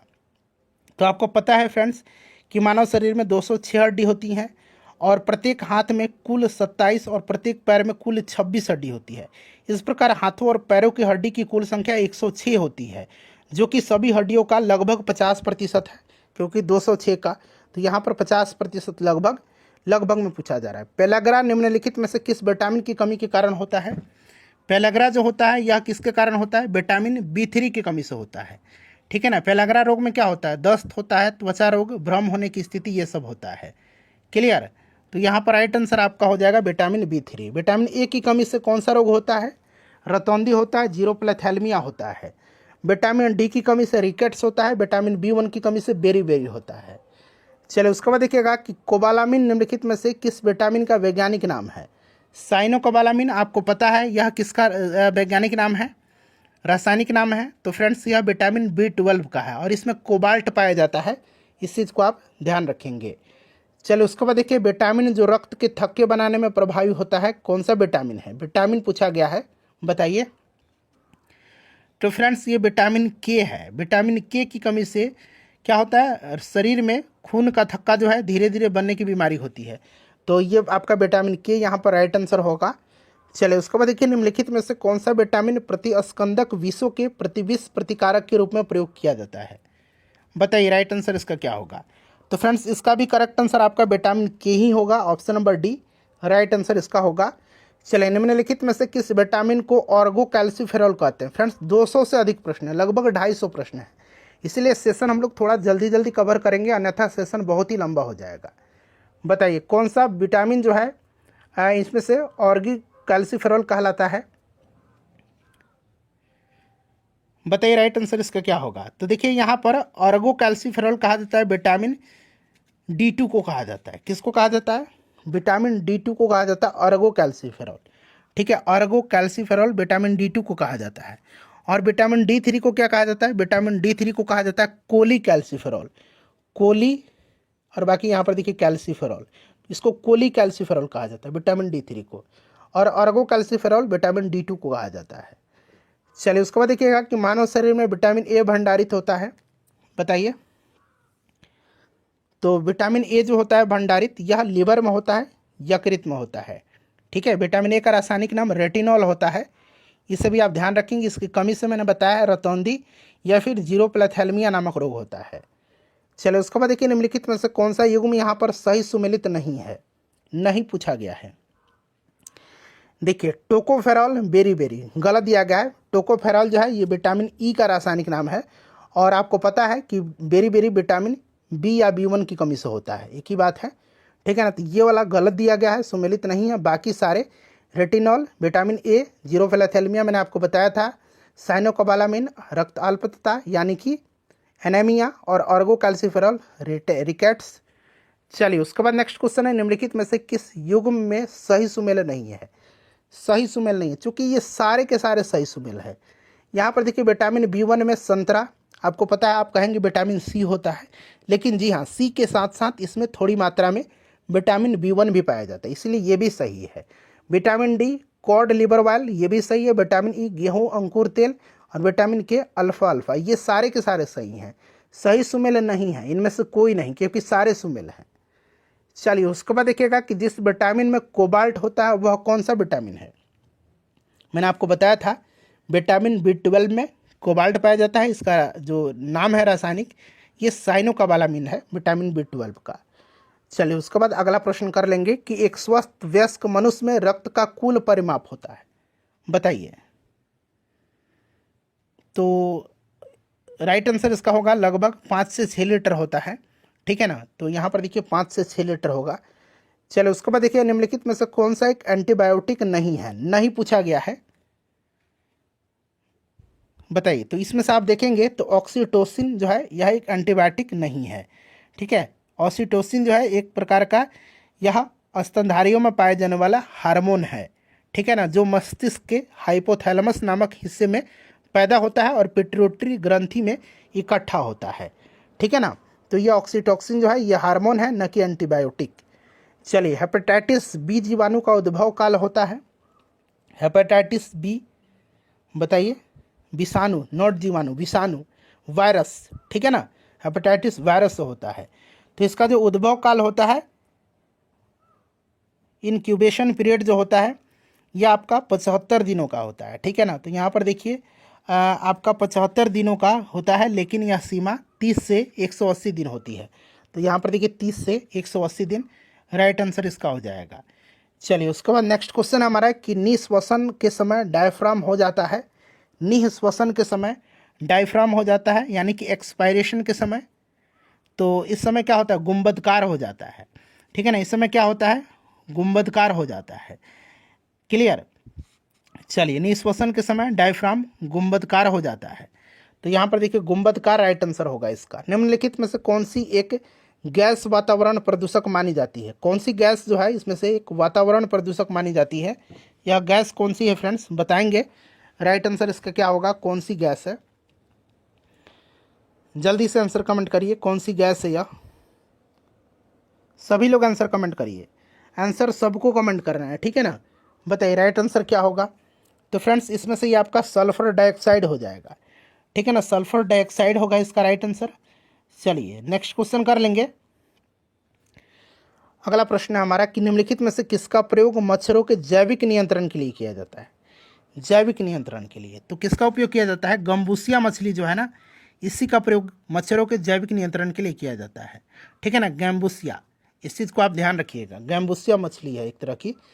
देखिए विटामिन सी की कमी से होता है, विटामिन सी की कमी से स्कर्वी होता है। विटामिन सी का रासायनिक नाम ही स्कॉर्बिक एसिड होता है। चलिए उसके बाद देखिए हीमोग्लोबिन का कार्य क्या है? हीमोग्लोबिन का कार्य क्या है? तो हीमोग्लोबिन जो है ना, यह इसका कार्य ऑक्सीजन का परिवहन करना है, ठीक है ना, ऑक्सीजन का परिवहन करना है। क्लियर, इस चीज़ को आप याद रखिएगा। चलिए तो यहाँ पर देखिए ऑक्सीजन का परिवहन होता है, हीमोग्लोबिन आरबीसी में होता है।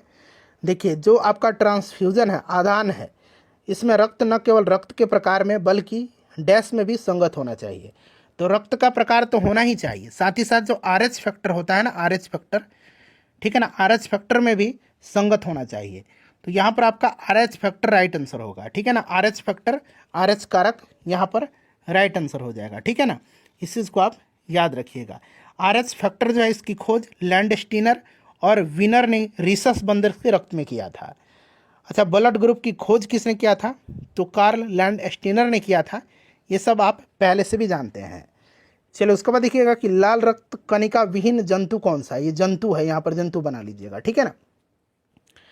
तो देखिए फ्रेंड्स इसमें से राइट आंसर जो होगा वो आपका कौन सा होगा? केंचुआ हो जाएगा। ये केंचुआ है, ठीक है ना, ये केंचुआ है, इसको आप केंचुआ बना लीजिएगा, ठीक है ना, केंचुआ यहाँ पर राइट आंसर हो जाएगा। चलो उसके बाद देखिएगा कि इनमें से रक्तदाब का मापक यंत्र कौन सा है? रक्तदाब मापा किससे जाता है बताइए? मनुष्य का औसतन रक्तचाप जो होता है 120/80 होता है। ये चीज़ आप पहले से भी जानते हैं, ठीक है ना, और ये मापा जाता है आपके स्फिग्मोमैनोमीटर से, ठीक है, स्फिग्मोमैनोमीटर से। चलिए वृक्क से प्रति मिनट औसत रक्त प्रवाह होता है, वृक्क से यानी कि किडनी से प्रति मिनट औसत रक्त प्रवाह होता है, बताइए।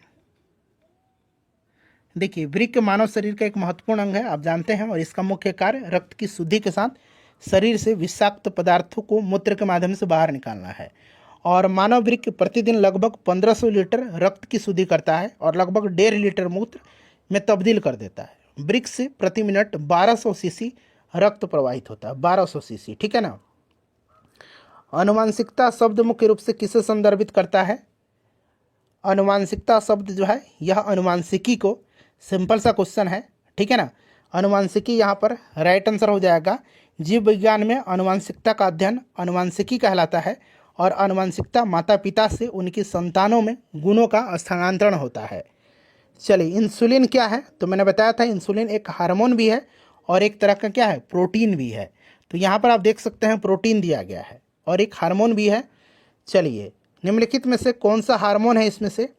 देखिए इंसुलिन आ गया ना, इंसुलिन एक प्रकार का हार्मोन भी है, ठीक है ना। इंसुलिन आपका अग्नाशय से स्रावित होता है, लैंगरहैंस की बिट्टा कोशिका से, ये सब आप जानते हैं। चलिए महिला सेक्स हार्मोन इसमें से कौन सा है? महिला सेक्स हार्मोन इसमें से कौन सा है? तो इसमें से आप देखेंगे तो एस्ट्रोजन जो है ना, एस्ट्रोजन ये महिला सेक्स हार्मोन है, ठीक है ना। टेस्टोस्टेरोन जो होता है, टेस्टोस्टेरोन, टेस्टोस्टेरोन इस तरह से कुछ लिखा जाता है, टेस्टोस्टेरोन ये पुरुष हार्मोन होता है, ठीक है ना। देखिए निम्नलिखित में से कौन सा हार्मोन स्तन ग्रंथियों से दुग्ध का स्राव होने में भूमिका निभाता है? बताइए राइट आंसर इसका क्या होगा? तो फ्रेंड्स ये हार्मोन ऑक्सीटोसिन हार्मोन है, ऑक्सीटोसिन, ठीक है ना, ऑक्सीटोसिन हार्मोन है, यह आपको भी पता होगा, ऑक्सीटोसिन हार्मोन राइट आंसर होगा इसका। निम्नलिखित में से किस हार्मोन में आयोडीन मिली होती है? आयोडीन किस में होता है? तो फ्रेंड्स ये थायरॉक्सिन में होता है, थायरॉक्सिन में होता है हार्मोन आयोडीन, ठीक है ना। इस चीज़ को आप ध्यान रखिएगा, थायरॉक्सिन हार्मोन में आयोडीन मिली होती है। और शरीर में आयोडीन की कमी से घेंगा रोग होता है, ये चीज़ भी आप ध्यान रखिएगा। चलिए उसके बाद देखिएगा कि पीयूष ग्रंथि स्थित होती है, जो पिट्यूटरी ग्लैंड है, पीयूष ग्रंथि, इसको मास्टर ग्रंथि कहते हैं, यह आपके मस्तिष्क में होती है। मस्तिष्क में हाइपोथैलेमस के नीचे स्थित एक छोटी सी अंतःस्रावी ग्रंथि है। तो यहाँ पर देखिए मस्तिष्क राइट आंसर यहाँ पर हो जाएगा। चलिए एंटीबायोटिक दवा का उदाहरण इसमें से कौन सा है? सिंपल सा क्वेश्चन है, पेनिसिलिन है इसमें से, ठीक है ना, पेनिसिलिन राइट आंसर हो जाएगा। क्लियर।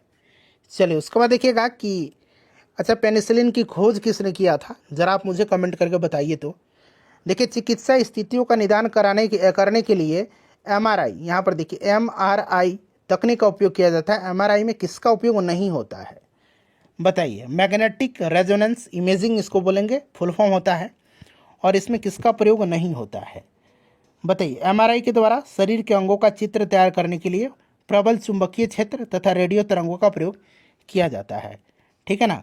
इसमें चुंबकीय अनुनाद यानी कि जो टोमोग्राफी है, एमआरटी भी कहते हैं इसको, चुंबकीय अनुनाद टोमोग्राफी, एमआरटी भी कहते हैं, ठीक है ना फ्रेंड्स। और एक्सरे और गामा किरण दोनों ही उच्च आवृत्ति के आयनकारी विकिरण, जो आयनाइजिंग रेडिएशन है, जिसका अर्थ है कि इन दोनों में किसी परमाणु या अणु से इलेक्ट्रॉन को मुक्त करने हेतु पर्याप्त ऊर्जा होती है, तो इनका उपयोग किया जाता है। इसीलिए यहाँ पर ऑप्शन ई राइट आंसर होगा, एक से अधिक। चलिए उसके बाद देखिएगा कि अंगोरा ऊन किससे निकाला जाता है। चलिए इसका आंसर आप लोग मुझे कमेंट करके बताइए, इसका आंसर आप लोग मुझे कमेंट करके बताइए कि अंगोरा ऊन किससे निकाला जाता है। चलिए उसके बाद नेक्स्ट क्वेश्चन है कि पौधे अपना पोषक तत्व मुख्यतः किससे प्राप्त करते हैं। पौधे अपना पोषक तत्व जो है मुख्यतः प्राप्त किससे करते हैं? तो ये मिट्टी से करते हैं, मृदा से करते हैं, ठीक है ना। मृदा से जो आपका मिनरल न्यूट्रिशन है, पोषक तत्व जो होता है, ये आपका मिट्टी से करते हैं। प्रकाश संश्लेषण होता है, प्रकाश संश्लेषण होता है बताइए? तो फ्रेंड्स ये क्लोरोप्लास्ट में होता है। सिंपल सा क्वेश्चन है, कहाँ पर होता है? क्लोरोप्लास्ट में होता है, ठीक है। और क्लोरोप्लास्ट में हरे रंग का जो वर्णक होता है क्लोरोफिल, ये पाया जाता है। चलिए प्रकाश संश्लेषण का उप उत्पाद क्या है, यानी कि बाई प्रोडक्ट इसका क्या है बताइए? इसका उप उत्पाद जो है यहाँ क्या है? ऑक्सीजन है, इस चीज़ को आप ध्यान रखिएगा, ऑक्सीजन होगा। चलिए सौर ऊर्जा एटीआई में बदलती है बताइए? राइट आंसर इसका क्या होगा? करेक्ट आंसर इसका बताइए? एटीपी में बदलती है, ये पी बना लीजिए, आई नहीं पी होगा, एटीपी में बदलती है। तो सौर ऊर्जा जो है क्लोरोप्लास्ट में एटीपी में बदलती है, ठीक है ना, इस चीज़ को आप याद रखिएगा, क्लोरोप्लास्ट होगा। चलिए कोशिका का शक्ति स्रोत यानी कि पावर हाउस कह सकते हैं, मैंने बताया था पावर हाउस कहा जाता है किसको? माइटोकॉन्ड्रिया को, ठीक है ना, तो माइटोकॉन्ड्रिया होगा। राइबोसोम को प्रोटीन फैक्ट्री कहते हैं। चलिए भ्रूण किस में मिलता है? भ्रूण किस में मिलता है? भ्रूण मिलता है किस में? बीज में। और अंकुरण प्रक्रिया के फलस्वरूप भ्रूण बीज से बाहर आता है, तो यहाँ बीज राइट आंसर होगा। निम्नलिखित में से कौन प्रतिजैविक औषधि है, एंटीबायोटिक है बताइए? तो इसमें से देखिएगा, इसमें से राइट आंसर आपका क्या हो जाएगा? तो ऑप्शन ई होगा। क्यों इसमें से होगा ऑप्शन ई? तो देखिए सल्फागुआडिन जो है यह भी एक प्रकार का एंटीबायोटिक है, और क्लोरैम्फेनिकोल जो है यह भी एक प्रकार का ये आपका एंटीबायोटिक है। तो इस तरह से एक से अधिक यहाँ पर राइट आंसर इसका होगा, ठीक है ना। चलिए उसके बाद देखिएगा कि टाइफाइड और कालरा विशिष्ट उदाहरण है। टाइफाइड और कालरा जो होते हैं ये जल जनित रोग हैं, तो यहाँ पर देखिए जल जन रोग राइट आंसर होगा इसका। देखिए मनुष्य में अल्फा टॉक्सिन खाद्य विषाक्तन द्वारा सामान्यतः कौन सा अंग प्रभावित होता है? अल्फा टॉक्सिन खाद्य विषाक्तन के द्वारा मुख्य रूप से लीवर प्रभावित होता है। लीवर यहाँ पर राइट आंसर हो जाएगा, इस चीज़ को आप ध्यान रखिएगा, लीवर करेक्ट आंसर यकृत होगा। मनुष्य के शरीर में किस अंग में लिम्फोसाइट्स का निर्माण होता है? तो मैंने आपको बताया था कि लिम्फोसाइट जो है इसका निर्माण कहाँ पर होता है? तो फ्रेंड्स बोन मैरो में होता है, अस्थि मज्जा में होता है, ठीक है ना। अस्थि मज्जा, यहाँ पर देखिए अस्थि मज्जा भी दिया गया है। साथ ही साथ देखिए प्लीहा में स्प्लीन में भी होता है, स्प्लीन में भी होता है, थाइमस ग्रंथि में भी होता है, तो स्प्लीन भी यहाँ पर दिया गया है। तो एक साथ देखिए यहाँ पर राइट आंसर होगा इसका। ओंकोजीन संबंधित है, तो एक तरह का कैंसर रोग है, तो यहाँ पर देखिए कर्क रोग से राइट आंसर हो जाएगा ओंकोजीन, ठीक है। चलिए उसके बाद नेक्स्ट क्वेश्चन हम लोग कर लेंगे कि एंजाइम लाइपेज का स्रोत क्या है। एंजाइम लाइपेज का स्रोत क्या है, तो ये आपका हो जाएगा अग्नाशय, ठीक है ना। अग्नाशय राइट आंसर हो जाएगा, अग्नाशय यहाँ पर करेक्ट आंसर हो जाएगा, ठीक है ना, लाइपेज का। उसके बाद देखिए निम्नलिखित में से कौन रक्त के संचलन में मदद करता है। रक्त के संचलन में मदद कौन करता है, तो फ्रेंड्स ये लाल रक्त कणिका करता है, जिसको कि हम लोग एरिथ्रोसाइट्स भी बोलते हैं। आरबीसी को एरिथ्रोसाइट्स भी बोला जाता है, इस चीज़ को आप जरूर ध्यान रखिएगा, ठीक है ना। चलिए उसके बाद नेक्स्ट क्वेश्चन है, निम्नलिखित में से कौन सा क्लोरोफिल का घटक नहीं है। क्लोरोफिल का घटक इसमें से कौन सा नहीं है, तो देखिए क्लोरोफिल की अगर हम बात करते हैं तो पर्णहरित या क्लोरोफिल एक प्रोटीन युक्त जटिल रासायनिक यौगिक होता है। यह वर्णक पत्तों में हरे रंग का कारण होता है। मैग्नीशियम क्लोरोफिल का प्रमुख तत्व है, और मैग्नीशियम के अलावा क्लोरोफिल में कार्बन, हाइड्रोजन, नाइट्रोजन, ऑक्सीजन भी उपस्थित होता है। कैल्शियम इसमें नहीं होगा। चलिए उसके बाद देखिए बीसीजी का जो टीका है वैक्सीन, इसका इस्तेमाल किसकी रोकथाम में किया जाता है। बीसीजी का टीका का इस्तेमाल बैसिलस कालमेट ग्यूरिन, जिसको बोलते हैं बीसीजी, बैसिलस कालमेट ग्यूरिन, इसका इस्तेमाल जो है क्षय रोग में किया जाता है, यानी कि टीबी में, ठीक है। चलिए उसके बाद देखिएगा कि ल्यूकेमिया, जिसको कि रक्त कैंसर बोलते हैं, इसकी रोकथाम में प्रयोग किया जाने वाला रेडियो समस्थानिक कौन सा है। ल्यूकेमिया में, रक्त कैंसर में, तो देखिए रक्त कैंसर में कोबाल्ट 16 का भी प्रयोग किया जाता है और फास्फोरस P32 का भी प्रयोग किया जाता है। तो एक साथ देखिए यहाँ पर राइट आंसर होना चाहिए। बहुत लोग कहेंगे कि कोबाल्ट होगा, बहुत लोग कहेंगे कि P32 होगा, दोनों होगा। चलिए थोड़ा सा डीप गहन अध्ययन करिए। तीव्रता एवं प्रत्युक्तता के आधार पर जो है, देखिए निम्नलिखित में से कौन सा कर्क रोग उत्पन्न कर सकता है और उसके उपचार भी करता है। तो फ्रेंड्स ये कौन सा है, जो उत्पन्न भी कर सकता है और स्वयं उपचार भी कर सकता है, तो ये आपका आयनीय विकिरण है। आयनीय विकिरण यहाँ पर राइट आंसर होगा, ठीक है ना, आयनीय विकिरण करेक्ट आंसर होगा। चलिए उसके बाद देखिएगा कि सहज प्रणाली का परिवर्धन निम्नलिखित में से कौन सा है। सहज प्रणाली का परिवर्धन जो है इसमें से कौन सा है, बताइए। सहज प्रणाली मुख्य तंत्रिका प्रणाली का एक भाग है और यह सहज कार्यों को नियंत्रित करती है। इसीलिए सहज प्रणाली के विकास को प्रणाली की स्वपोषी प्रक्रिया के रूप में परिभाषित किया जा सकता है। तो यहाँ पर देखिए प्रणाली की स्वपोषी क्रिया। शरीर का तापक्रम नियंत्रित करता है। शरीर का तापक्रम, सिंपल सा क्वेश्चन है, तापक्रम हाइपोथैलेमस नियंत्रित करता है। कौन करता है, एक मिनट रुकिए। शरीर का तापक्रम, हाँ हाइपोथैलेमस राइट आंसर होगा। तो यहाँ पर देखिए ऑप्शन नंबर बी में दिया गया है, शरीर का तापक्रम कौन नियंत्रित करता है, तो हाइपोथैलेमस करता है। देखिए ये भी प्रश्न है सेम, 64वीं में पूछा गया 2018 में, और ये देखिए 2019 में पूछा गया है। हाइपोथैलेमस करेगा, ठीक है, शरीर का तापक्रम नियंत्रित। देखिए लैंगिक जनन से अनुवांशिक विचरण कैसे होता है। लैंगिक जनन से अनुवांशिक विचरण कैसे होता है, तो फ्रेंड्स यह जीन के ब्लेंडिंग से भी होता है, क्रोमोसोम में बदलाव से भी होता है, और जीन के सफलिंग से भी होता है। तो तीनों यहाँ पर राइट आंसर होगा, उपरोक्त सभी राइट आंसर होगा। उसके बाद चलिएगा डीएनए को किसने अंतः पात्र में बनाया था, बताइए इसका करेक्ट आंसर क्या होगा। डीएनए को किसने अंतः पात्र में बनाया था, राइट आंसर इसका क्या होगा, बताइए। तो देखिए फ्रेंड्स डीएनए को अंतः पात्र में जो है किसने बनाया था, तो आर्थर कोनबर्ग ने सर्वप्रथम बनाया था। आर्थर कोनबर्ग यहाँ पर राइट आंसर होगा। चलिए अगला प्रश्न करेंगे। चलिए देखिए अगला प्रश्न है कि पार्किंसन बीमारी के उपचार के विकास के लिए किसको नोबेल पुरस्कार दिया गया था। पार्किंसन बीमारी के उपचार के विकास के लिए किसको नोबेल पुरस्कार दिया गया था, तो फ्रेंड्स ये आपके स्वीडन के न्यूरो साइंटिस्ट हैं, इनका नाम है आर्विड कार्लसन। आर्विड कार्लसन को दिया गया था सन 2000 में, ठीक है ना। चलिए उसके बाद नेक्स्ट क्वेश्चन करेंगे कि कौन सा दिन डायबिटीज़ दिवस के रूप में मनाया जाता है, बताइए कौन सा दिन जो है मधुमेह दिवस, विश्व मधुमेह दिवस के रूप में मनाया जाता है। तो फ्रेंड्स 14 नवंबर के दिन मनाया जाता है। उसके बाद देखिए सबसे छोटा जीव जो स्वयं विकास एवं प्रजनन करने में समर्थ है। सबसे छोटा जीव जो स्वयं विकास एवं प्रजनन करने में समर्थ है वो कौन सा है, तो फ्रेंड्स ये जीव माइकोप्लाज्मा है, माइकोप्लाज्मा, ठीक है ना। चलिए अधिकतर एंजाइम होते हैं, अधिकतर एंजाइम होते हैं, तो एंजाइम जो अधिकतर होते हैं ये प्रोटीन होते हैं, जिनका निर्माण प्रायः नाइट्रोजनीय पदार्थों या अमीनो अम्ल के संश्लेषण के द्वारा होता है। तो यहाँ पर देखिए प्रोटीन यहाँ पर करेक्ट आंसर होगा।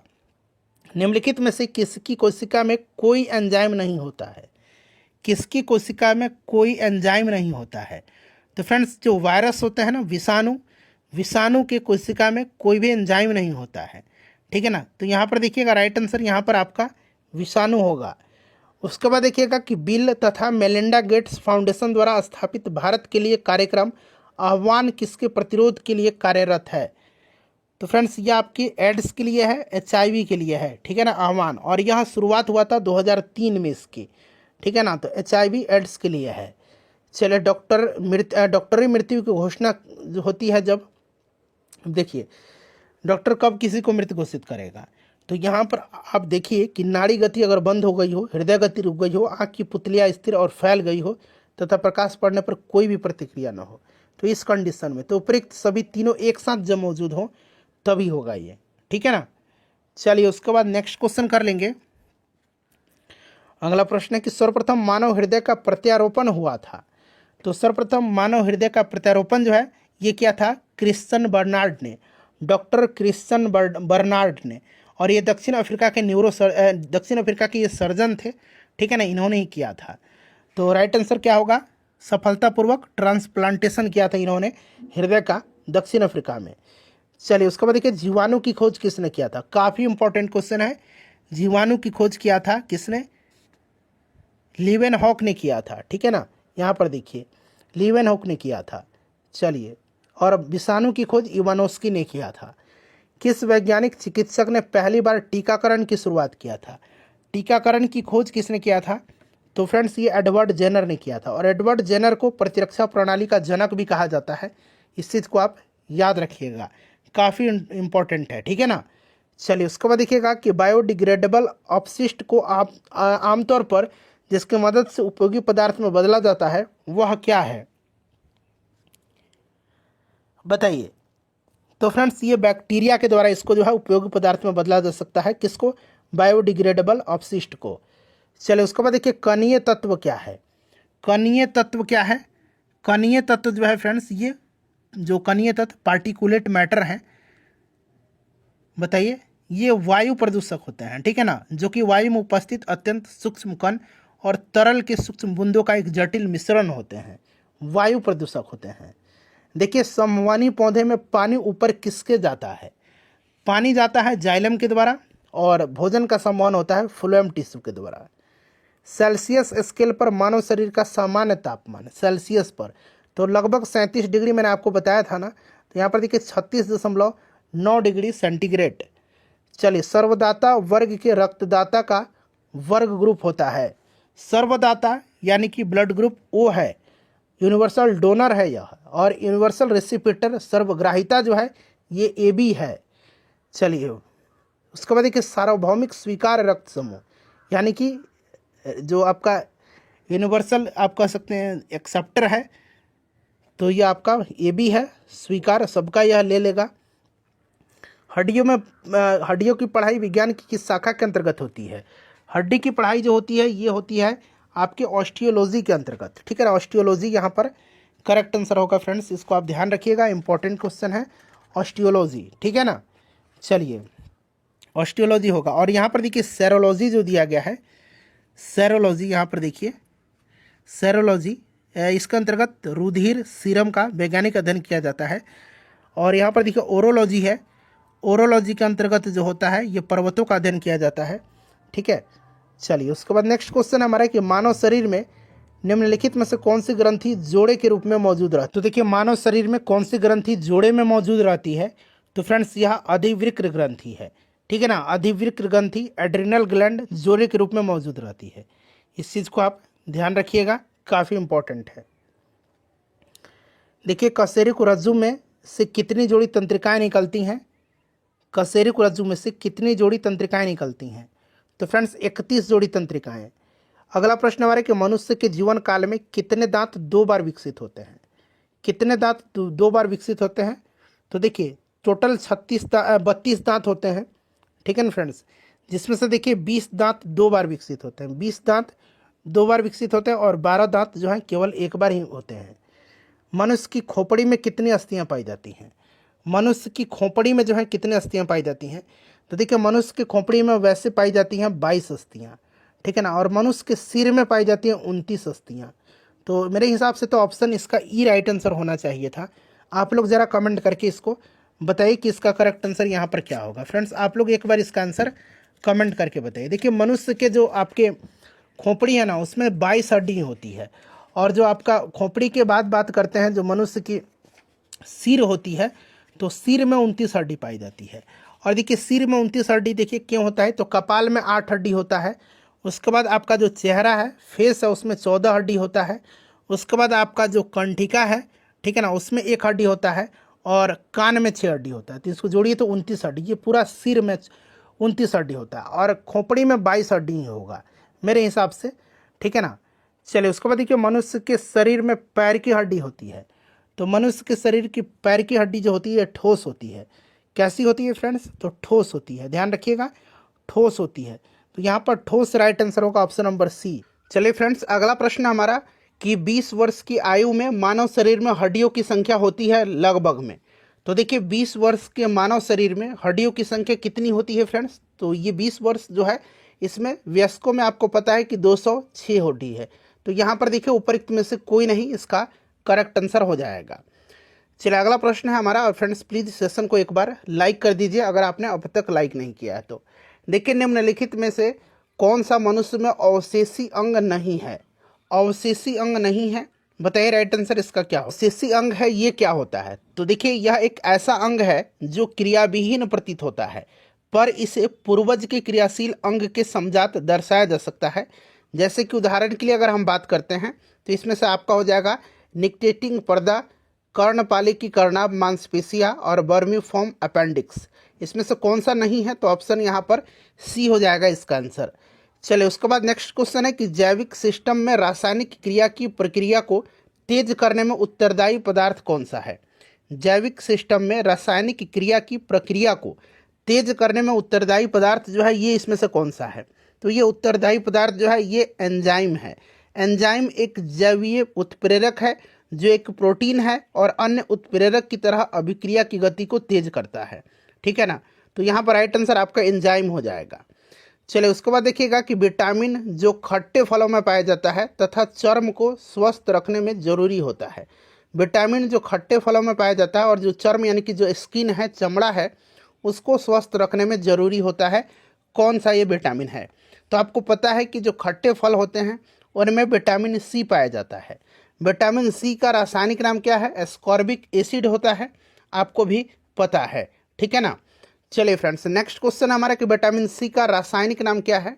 अभी मैंने आपको बताया है, राइट आंसर इसका एस्कॉर्बिक अम्ल हो जाएगा, एस्कॉर्बिक एसिड इसका करेक्ट आंसर हो जाएगा। उसके बाद देखिए दूध जो है किसका घटिया स्रोत है, बड़ा ही इंपॉर्टेंट क्वेश्चन है, दूध जो है किसका घटिया स्रोत है। तो देखिए इसमें से अगर हम बात करते हैं तो दूध जो है विटामिन सी का घटिया स्रोत माना जाता है, क्योंकि इसमें लगभग जो है सभी अनिवार्य पोषक तत्व पाए जाते हैं, लेकिन विटामिन सी की मात्रा अत्यंत कम होती है। इसी कारण विटामिन सी का यह घटिया स्रोत यानी कि पुअर सोर्स माना जाता है। देखिए अगला प्रश्न है कि इल्यूनिन प्राप्त होता है। इल्यूनिन प्राप्त होता है, बताइए राइट आंसर इसका क्या होगा। इल्यूनिन क्या है, एक पॉलीसैकेराइड होता है। पॉलीसैकेराइड है ये जो डहेलिया के जड़ से पाया जाता है, डहेलिया की जड़ों से। ऑप्शन नंबर यहाँ पर बी राइट आंसर हो जाएगा। देखिए 80% से अधिक सेल में पाया जाने वाला पदार्थ कौन सा है। 80% से अधिक सेल में पाया जाने वाला जो पदार्थ है यह कौन सा है फ्रेंड्स, तो यह जल है, ठीक है ना। कोशिका में जल की मात्रा लगभग 80% होती है, तो यहाँ पर देखिए जल करेक्ट आंसर इसका हो जाएगा। नेक्स्ट क्वेश्चन है हमारा कि निषेचन की क्रिया कहाँ पर होती है। निषेचन की क्रिया जो है ये कहाँ पर होती है, बताइए। निषेचन की क्रिया जो होती है ये होती है अंडवाहिनी में। कहाँ पर होती है फ्रेंड्स, अंडवाहिनी में होती है, ठीक है, याद रखिएगा अंडवाहिनी में होती है। तो ऑप्शन नंबर यहाँ पर बी राइट आंसर इसका हो जाएगा। देखिए आधुनिक मनुष्य का पूर्वज इसमें से कौन सा माना जाता है। आधुनिक मनुष्य का पूर्वज, बताइए राइट आंसर इसका क्या हो जाएगा। तो देखिए आधुनिक मनुष्य का पूर्वज इसमें से आपका कौन सा है, तो ये ऑप्शन बी हो जाएगा, क्रो-मैग्नन मनुष्य, ठीक है ना। क्रो-मैग्नन आधुनिक मनुष्य से मिलता जुलता है, क्लियर। चलिए उसके बाद नेक्स्ट क्वेश्चन हमारा कि विकास का मुख्य कारण क्या है।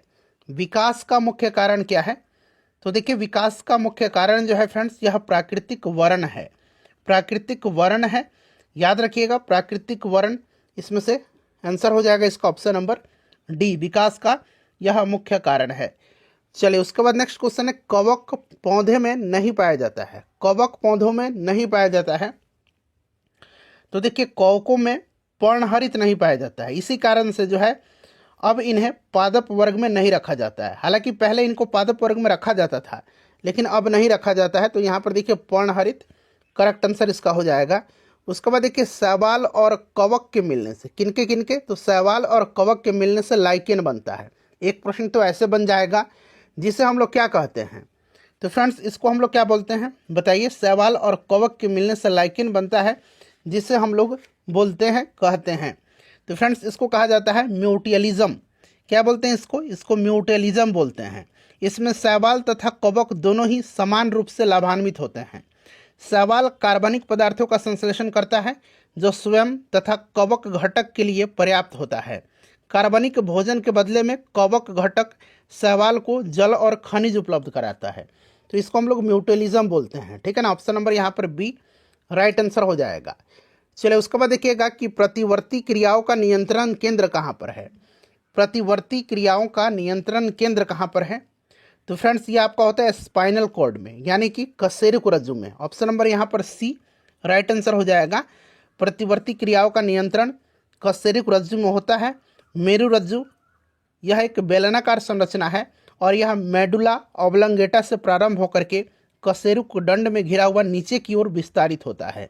ठीक है, कुल मिलाकर के 31 जोड़ी मेरु तंत्रिकाएं मेरु रज्जु से निकलती हैं, 31 जोड़ी, ध्यान रखिएगा। चलो उसके बाद देखिए विकास का कारण क्या है, बताइए राइट आंसर इसका क्या होगा। तो इसमें से देखिए, इसमें से जो राइट आंसर होगा वो पीढ़ी से पीढ़ी अनुकूलन होगा। ठीक है, पीढ़ी से पीढ़ी अनुकूलन होगा। और अभी मैंने एक और इसी तरह का प्रश्न मिला था, अभी हम लोगों ने इसको किया था कि प्रश्न क्या था, विकास का मुख्य कारक क्या है। तो कारक जो है ना ये प्राकृतिक वर्ण है और यहाँ पर कारण जो है ये पीढ़ी से पीढ़ी अनुकूलन है। ठीक है, चलिए उसके बाद देखिएगा कि कच्चे फलों को कृत्रिम रूप से पकाने के लिए प्रयोग में लाई जाने वाली गैस का नाम। देखिए फ्रेंड्स, फलों को पकाने में एसिटिलीन और एथिलीन दोनों गैसों का प्रयोग किया जाता है। वर्तमान में एसिटिलीन के द्वारा फल पकाने पर प्रतिबंध लगा दिया गया है। प्राकृतिक रूप से फल एथिलीन हार्मोन के द्वारा जो है पकता है। एथिलीन जो है एक तरह का पादप हार्मोन है और एकमात्र ऐसा पादप हार्मोन है जो गैसीय अवस्था में पाया जाता है और यह फलों के पकाने में सहायक होता है।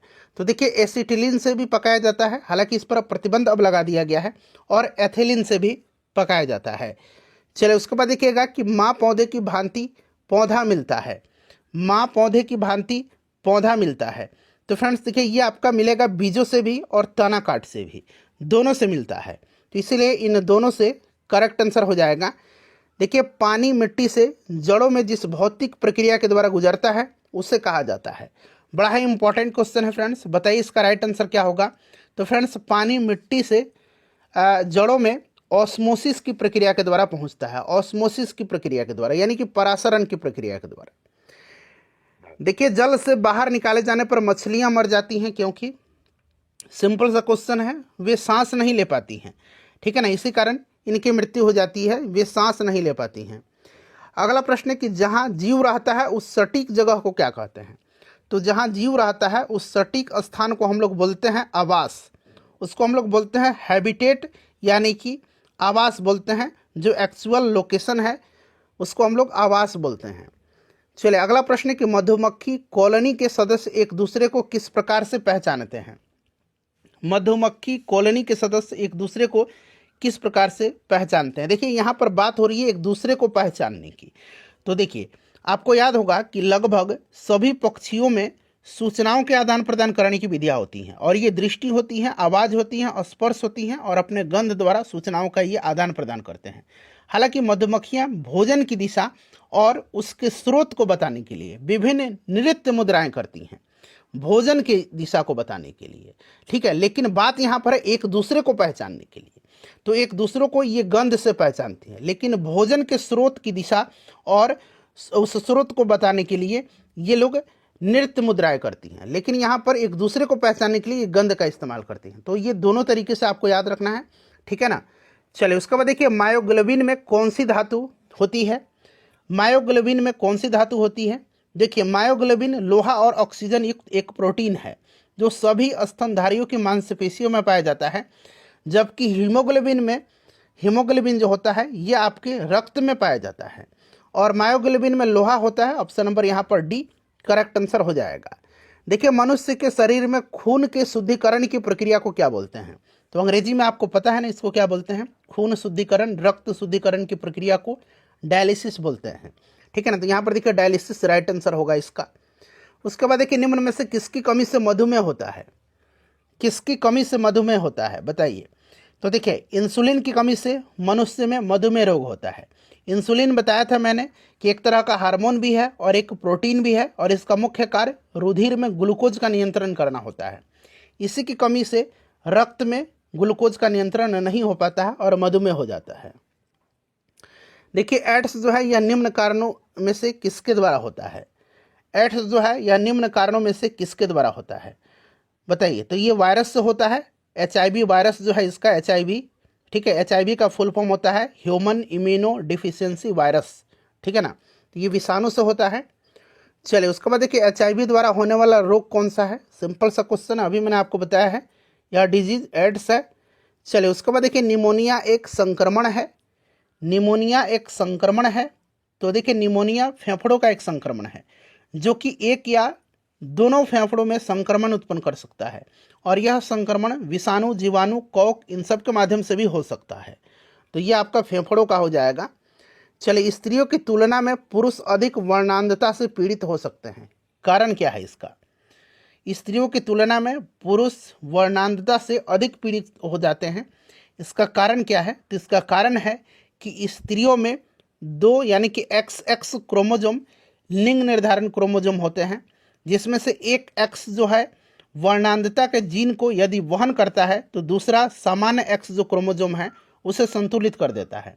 इसी तरह से महिला केवल वाहक का कार्य करती है, पीड़ित नहीं होती हैं, जबकि पुरुष जो है इस रोग से ग्रस्त हो जाता है।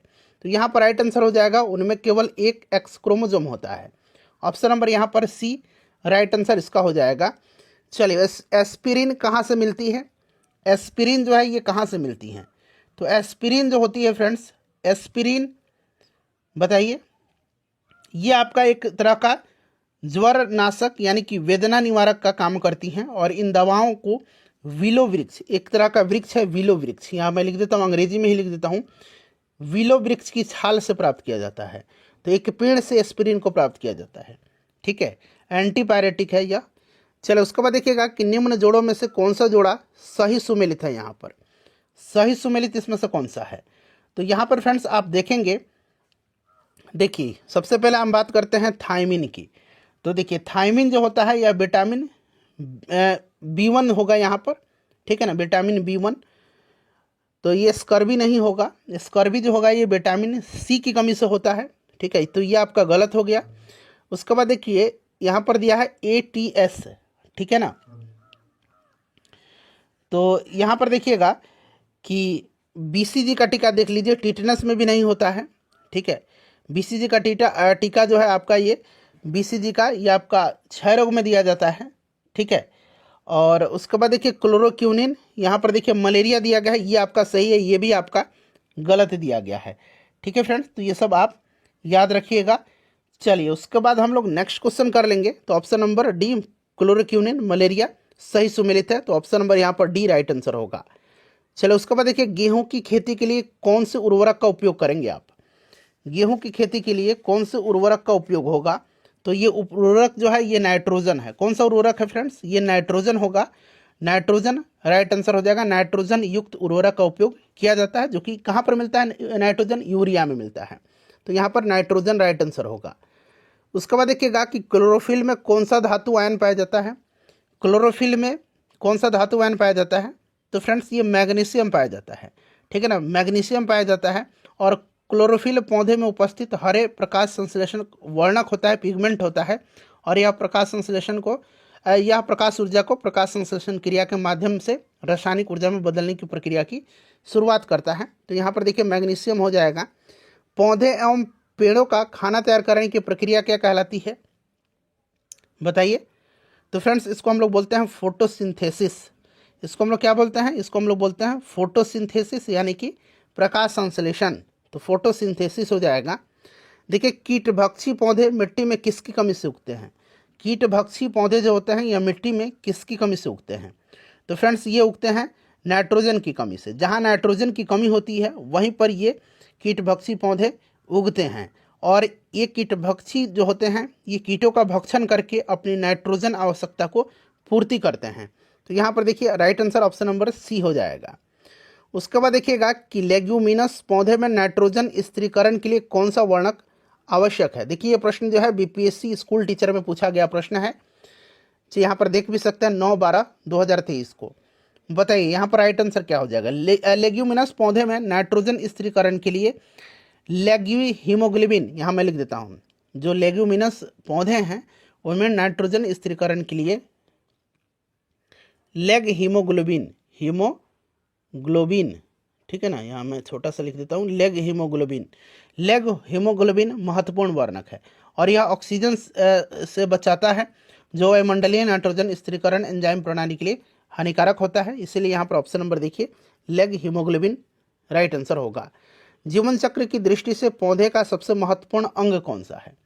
जीवन चक्र की दृष्टि से सबसे महत्वपूर्ण अंग जो होता है यह आपका पुष्प होता है पौधे का। ऑप्शन ए राइट आंसर हो जाएगा। पुष्प में ही परागन के द्वारा भ्रूण का विकास होता है जिससे बीज बनता है, बीज का अंकुरन से पुनः पौधा बनता है, इसलिए यहाँ पर पुष्प राइट आंसर होगा। चलिए उसके बाद देखिएगा कि पौधे का तना पौधे के सभी हिस्सों में भोजन वितरित करने में तथा खाली स्थान दिया गया है में भी मदद करता है।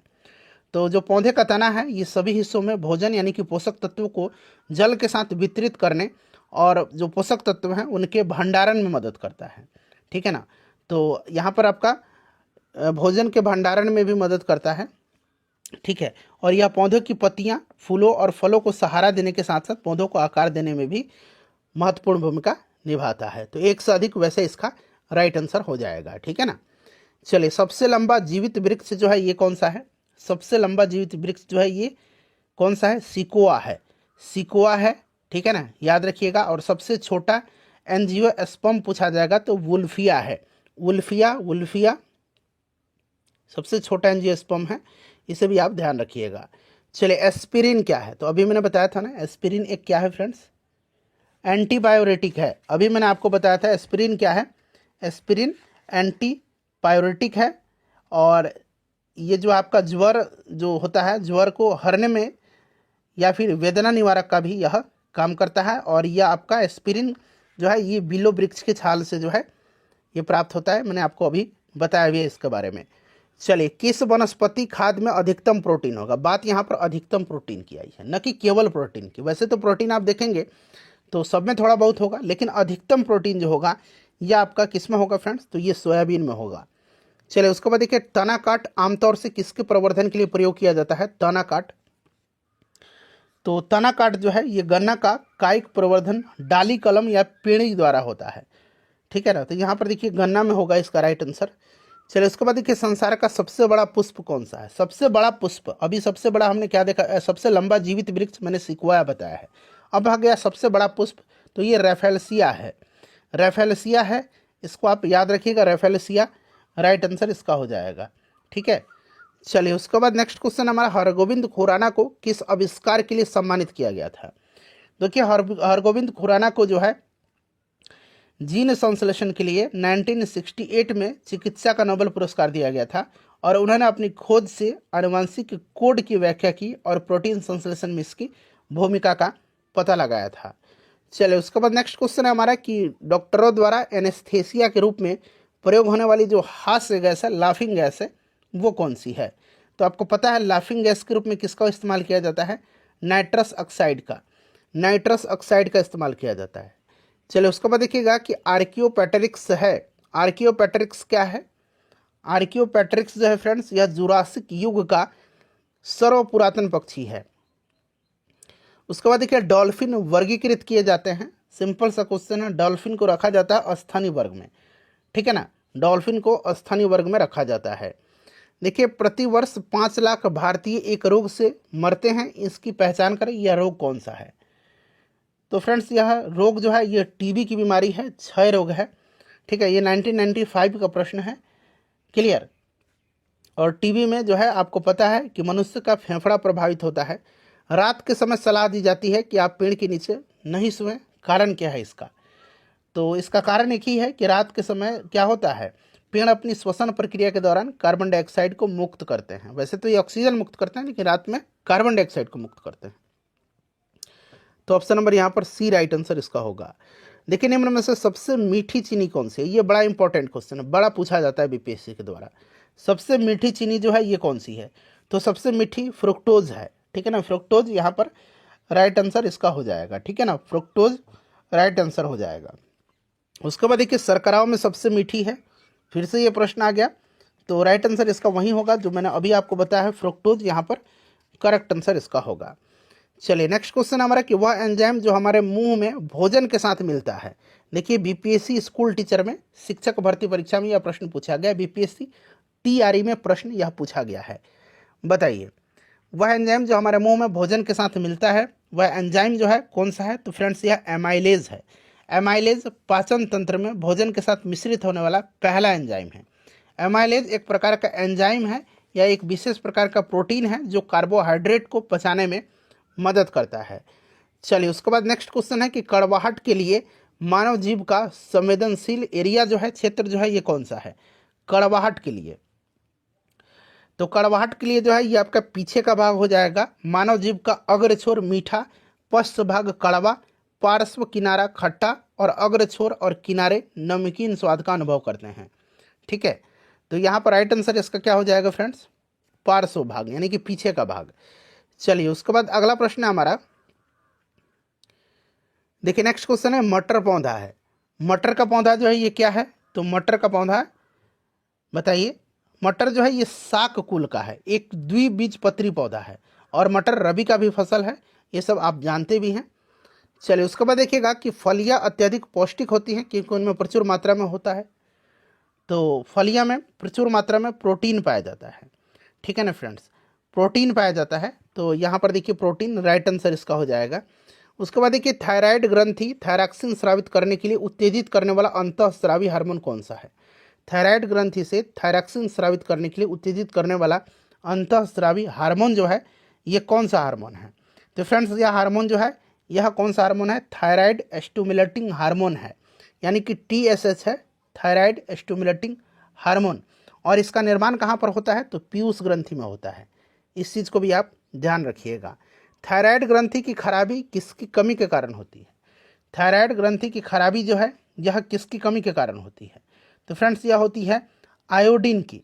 ठीक है ना, तो यहाँ पर आयोडीन राइट आंसर इसका हो जाएगा, आयोडीन करेक्ट आंसर हो जाएगा। और शरीर में आयोडीन की कमी से घेंगा होता है, ग्वाइटर नामक रोग होता है, ये आपको भी पता है। चलिए उसके बाद देखिए, जब हम बकरी या भेड़ का मांस खाते हैं तो हम क्या हैं? तो देखिए, जब हम बकरी या भेड़ का मांस खाते हैं तो हम हैं द्वितीयक या गौण उपभोक्ता। ठीक है ना, तो यहाँ पर देखिए द्वितीयक उपभोक्ता यहाँ पर राइट आंसर हो जाएगा। क्लियर है। चलिए उसके बाद नेक्स्ट क्वेश्चन हमारा कि विटामिन ए उपलब्ध होता है, तो विटामिन ए इसमें से किस में होगा? तो गाजर से उपलब्ध होता है विटामिन ए। गाजर में प्रचुर मात्रा में विटामिन ए पाया जाता है और विटामिन ए हमें कैरोटीन से भी प्राप्त होता है, तो ये आपको पता भी है। चलिए, चेचक का टीका कहाँ से बनता है? चेचक का टीका जो है कहाँ से बनता है? तो भारत में भेड़ और बकरी चेचक के टीकों के लिए रोमानियन स्ट्रेन और रानीपेट स्ट्रेन से भी टीके विकसित किया गया है। ठीक है ना, और यह टीके जीवित छीणकृत रूप में उपलब्ध है, तो यहाँ पर आप भेड़ से लगा सकते हैं, भेड़ों से और बकरी से। चलिए, मलेरिया कौन से मच्छर के काटने से होता है? सिंपल सा क्वेश्चन है। तो यह मच्छर जो है मादा एनाफिलीज है, पैरासाइट वाले मच्छर। ठीक है, तो यहाँ पर देखिए पैरासाइट राइट आंसर हो जाएगा। कीटनाशी का उपयोग से उन्नति होती है, तो किसकी होगी? अर्थनीति की। ठीक है ना, अर्थनीति की। उर्वरक और कीटनाशक उपयोग करके कम भूमि पर अधिक फसल और पौधे का उत्पादन कर सकते हैं और ये उत्पादकता में 40% की वृद्धि करने में मदद करते हैं। ठीक है ना फ्रेंड्स, तो आप इस तरह से कह सकते हैं कि इनसे जो होगा आपका अर्थनीति राइट आंसर होगा। पोलियो की बूंद किस उम्र में दे सकते हैं? तो पोलियो ड्रॉप पिलाई जाती हैं नवजात शिशु को, बताइए। तो इसमें से 1 साल यहाँ पर दे सकते हैं। चलिए उसके बाद देखिएगा खाली स्थान दिया गया है कि अभ्यास से जानवरों के क्लोन तैयार किए जाते हैं, बताइए। जानवरों के क्लोन तैयार किए जाते हैं, करेक्ट आंसर इसका क्या होगा? तो जैव प्रौद्योगिकी होगा, ठीक है ना। जैव प्रौद्योगिकी जीव विज्ञान पर आधारित प्रौद्योगिकी है और जैव प्रौद्योगिकी उन प्रौद्योगिकियों और उत्पादों को विकसित करने और सेलुलर और आणविक प्रक्रियाओं के उपयोग करती हैं जो हमारे जीवन और पृथ्वी के स्वास्थ्य को बेहतर बनाने में मदद करते हैं। क्लियर? तो इस तरह से इसका राइट आंसर क्या हो जाएगा फ्रेंड्स? करेक्ट आंसर आपका ऑप्शन नंबर सी हो जाएगा। उसके बाद देखिए निम्नलिखित में से खाली स्थान दिया गया आम के पौधे और बंदर दोनों की कोशिकाओं में पाए। तो देखिए फ्रेंड्स इसमें से कौन से जो है आम के पौधे और बंदर दोनों की कोशिकाओं में पाया जाता है? तो यह आपका कोशिका झिल्ली है, ठीक है ना। कोशिका झिल्ली है, राइट आंसर यहाँ पर देखिए कोशिका झिल्ली हो जाएगा। उसके बाद देखिए खाली स्थान दिया गया मांसपेशी को हड्डी से जोड़ता है। तो मांसपेशी को हड्डी से जो जोड़ेगा वो आपका टेंडन है, यानी कि कंडरा है, ठीक है ना। कंडरा मांसपेशी को हड्डी से जोड़ता है। क्लियर? चलिए नेक्स्ट क्वेश्चन है हमारा, और लिगामेंट किसको जोड़ता है? जरा कमेंट करके आप बताइए। फूल का डैश जो है खाली स्थान दिया गया फल बनता है। तो फूल का जो है कौन सा फल बनता है? फूल पौधे का जनन अंग होता है, ठीक है ना। और फूल में बाह्य दलपुंज, पुमंग, जांग ये सब पाए जाते हैं। इसमें पुमंग जो होता है ये नर जननांग का भाग है, जबकि जायांग जो होता है ये मादा जननांग का भाग होता है। बताइए राइट आंसर क्या होगा? तो ये अंडाशय करेक्ट आंसर इसका होगा, ठीक है ना। चलिए द्विपद विज्ञान संबंधी नाम का उदाहरण है। द्विपद नामकरण की पद्धति के अंतर्गत किसी प्रजाति के 2 नाम होते हैं, एक सामान्य नाम होता है और दूसरा वैज्ञानिक नाम यानी कि विशिष्ट नाम होता है। तो इसमें से देखेंगे राना टिग्रिना जो है ये मेढक का वैज्ञानिक नाम है, ठीक है ना। चलिए उसके बाद देखिएगा कि संक्रामक रोगों का सबसे सामान्य वाहक क्या है? जो संक्रामक डिजीज हैं, रोग हैं, इनका सामान्य कारक जो होता है ये कौन सा है? तो ये मक्खी होता है, ठीक है ना। मक्खी जो फ्लाई होते हैं, मक्खी राइट आंसर होगा, मक्खी, ठीक है ना। चलिए उसके बाद अगला प्रश्न है कि विटामिन ए का सबसे अच्छा स्रोत कौन सा है? देखिए प्रश्न फिर से रिपीट हुआ है, गाजर राइट आंसर हो जाएगा। विटामिन ए का रासायनिक नाम रेटिनॉल होता है। चलिए उसके बाद देखिएगा कि कंधे पर पाया जाने वाला जोड़, जो कंधा है हमारा, डैश में भी पाया जाता है, बताइए। देखिए इसमें जो है कंधे पर पाया जाने वाला जोड़ नितंब में भी पाया जाता है। तो ऑप्शन यहाँ पर बी राइट आंसर होगा। उसके बाद देखिए निम्नलिखित में से खाली स्थान दिया गया हमारे शरीर के तापमान को नियंत्रित करने के लिए सबसे अधिक सक्रिय रूप से कार्य करता है। तो यह आपका तापमान को नियंत्रित करने के लिए त्वचा जो है यह सबसे अधिक सक्रिय रूप से कार्य करता है, त्वचा, ठीक है। चलिए उसमें देखिएगा किसमें परिवर्तन के कारण रंग खुलते हैं या बंद होते हैं? रंग खुलते हैं या फिर बंद होते हैं? तो ये होते हैं किसके? तो कोशिकाओं में पानी की मात्रा, ठीक है ना। कोशिकाओं में पानी की मात्रा, देखिए दिन के समय अधिक वाष्पोत्सर्जन के कारण पानी जड़ों के द्वारा अवशोषित हो जाता है और जाइलम के माध्यम से पौधे के विभिन्न क्षेत्र में स्थानांतरित भी होता है, जिससे रक्षक कोशिका फूल जाती है और परिणाम स्वरूप रंग छिद्र जो है, ये रंग जो है छिद्र जल में चला जाता है और रक्षक कोशिकाएं रात में सिकुड़ जाती हैं और सख्त हो जाती हैं क्योंकि जड़ें कम पानी सोखती हैं। इसीलिए यहाँ पर होगा कोशिकाओं में पानी की मात्रा।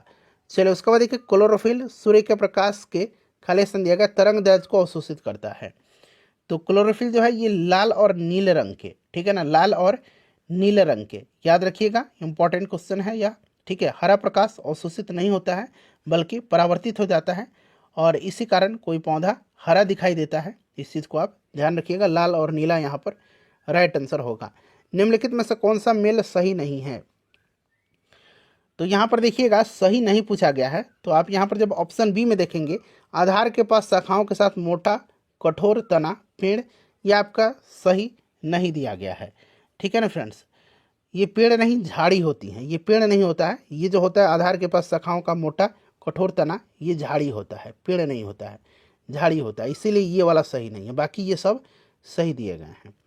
चलिए उसके बाद देखिए खमीर का उपयोग डैश के उत्पादन में किया जाता है। तो खमीर का उपयोग जो है ईस्ट का उपयोग शराब और बियर जैसे मादक पेय पदार्थ के उत्पादन में किया जाता है, ठीक है। तो यहाँ पर शराब राइट आंसर होगा। देखिए उसके बाद देखिए सक्शन पुल के कारण पेड़ों में पानी बहुत ऊंचाई तक पहुंच जाता है, जिसका कारण क्या है फ्रेंड्स?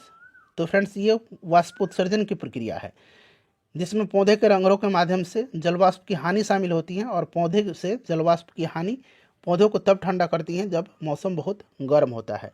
चलिए उसके बाद नेक्स्ट क्वेश्चन है हमारा कि निम्नलिखित में से देखिए कौन सा क्लोरोप्लास्ट का एक लक्षण है जो उसे स्व प्रतिकृति का योग्य बनाता है।